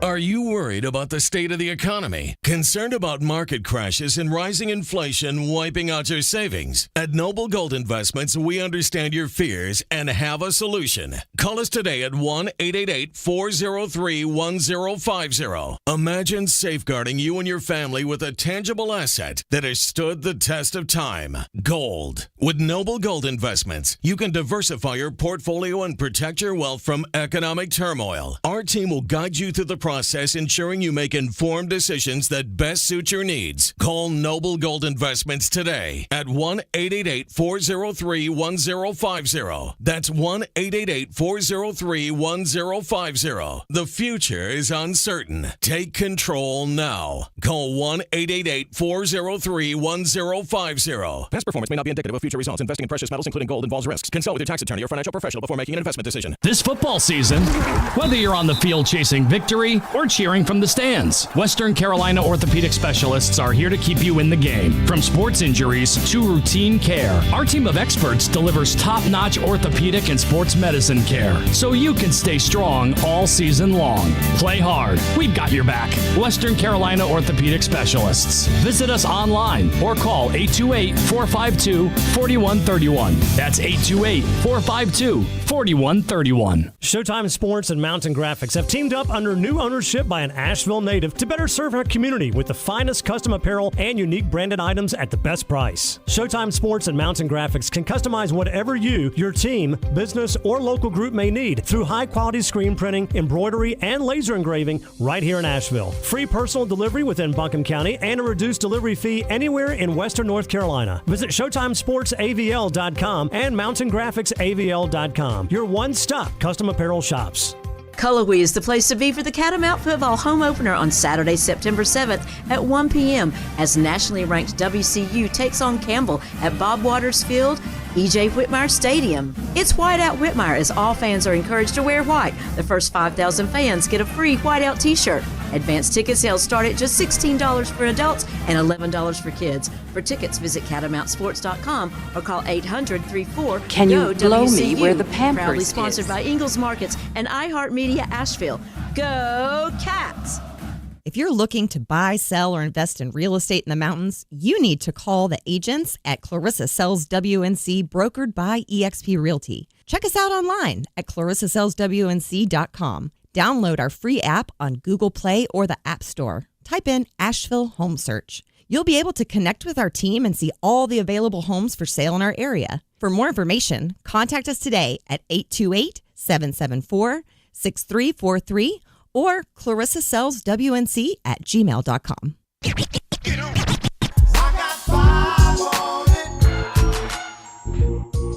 First night NFL football, first time you get to put 5 on it. I'm going to go ahead and tell you, I'm not making a pick on this game because I don't have a good read.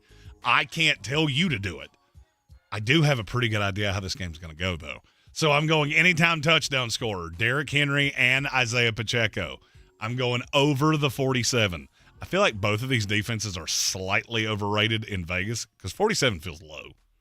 For two teams in a game where weather's not really going to be an issue, that feels astronomically low. 27-20, this first one to 30 wins for me. I'm going over 225 passing yards for Lamar Jackson, over 250 for Pat Mahomes. You put 5 on that at DraftKings Sportsbook, pays $52.50. All right. There now, you go. So that being said, I am going to make a pick on this game. Okay. Just not tell you to bet it because I'm taking Kansas City. Okay. That's where my heart's at in this game as well. So you're taking anytime touchdown, Derrick Henry and Isaiah Pacheco, plus the over for the game, over the 47.5. 47. Oh, it's flat 47 right flat now. 47. Over the 47 and over 225 for Lamar, over 250 for Patrick Mahomes. I think you're going to get more offense here than people anticipate. The only thing that scares me about this game, speaking of the over/under, is the fact that we do have two teams that they're pretty well matched up, and they can throw punches defensively. Mm-hmm. So it could. You might end up with a game that's like that 21-20 kind of game, but I'll highly doubt it. I'll take the Kansas City Chiefs as well. Regardless of how you feel about how the games are going to end up this weekend, you can always put your money where your mouth is with the DraftKings Sportsbook app, an official sports betting partner of the NFL. We have finally made it to kickoff night. First game of the night tonight. Again, Kansas City, 3-point favorite. I think you got plus money still floating out there about with Travis Kelce if you thought he was going to end up in the end zone tonight. So that might be a place that you wanted to place a shekel or two. ready for the first bet of the season, as we all are, and you could do it just by betting on simple things like guys to score touchdowns. You can score big with the DraftKings Sportsbook, the number one place to bet touchdowns this football season. Download the DraftKings Sportsbook app and use code WPEK.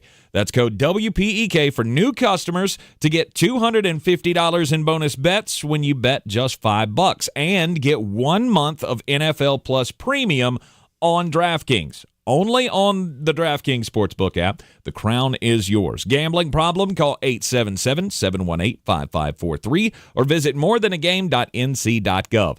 21 plus, North Carolina only. Bonus bets expire 168 hours after issuance. For additional terms and responsible gaming resources, see dkng.co/ftball. NFL Plus Premium offer available only to new and former NFL Plus subscribers. Additional NFL Plus Premium terms at nfl.com/terms. We'll have the full recap of the Thursday night game for you coming up tomorrow on a Football Friday. Plus, we'll have all of the picks for you as well, plus a couple of new guests on the program tomorrow as well. Tomorrow's going to be fun. We got all of your betting picks. We got bangers. And after last week, it feels like a good train. Feels like a good time. If you haven't hopped on this winning train, we've got seats available. Come on down. Don't forget, get in on the battle for the belt. The links are on all the social medias. There is a belt on the line as well as a $1,000 cash prize for the grand prize winner. Go sign up now. We'll be back with you tomorrow here on ESPN Asheville at noon. This is your Exergen Temporal Scanner weather forecast on ESPN Asheville.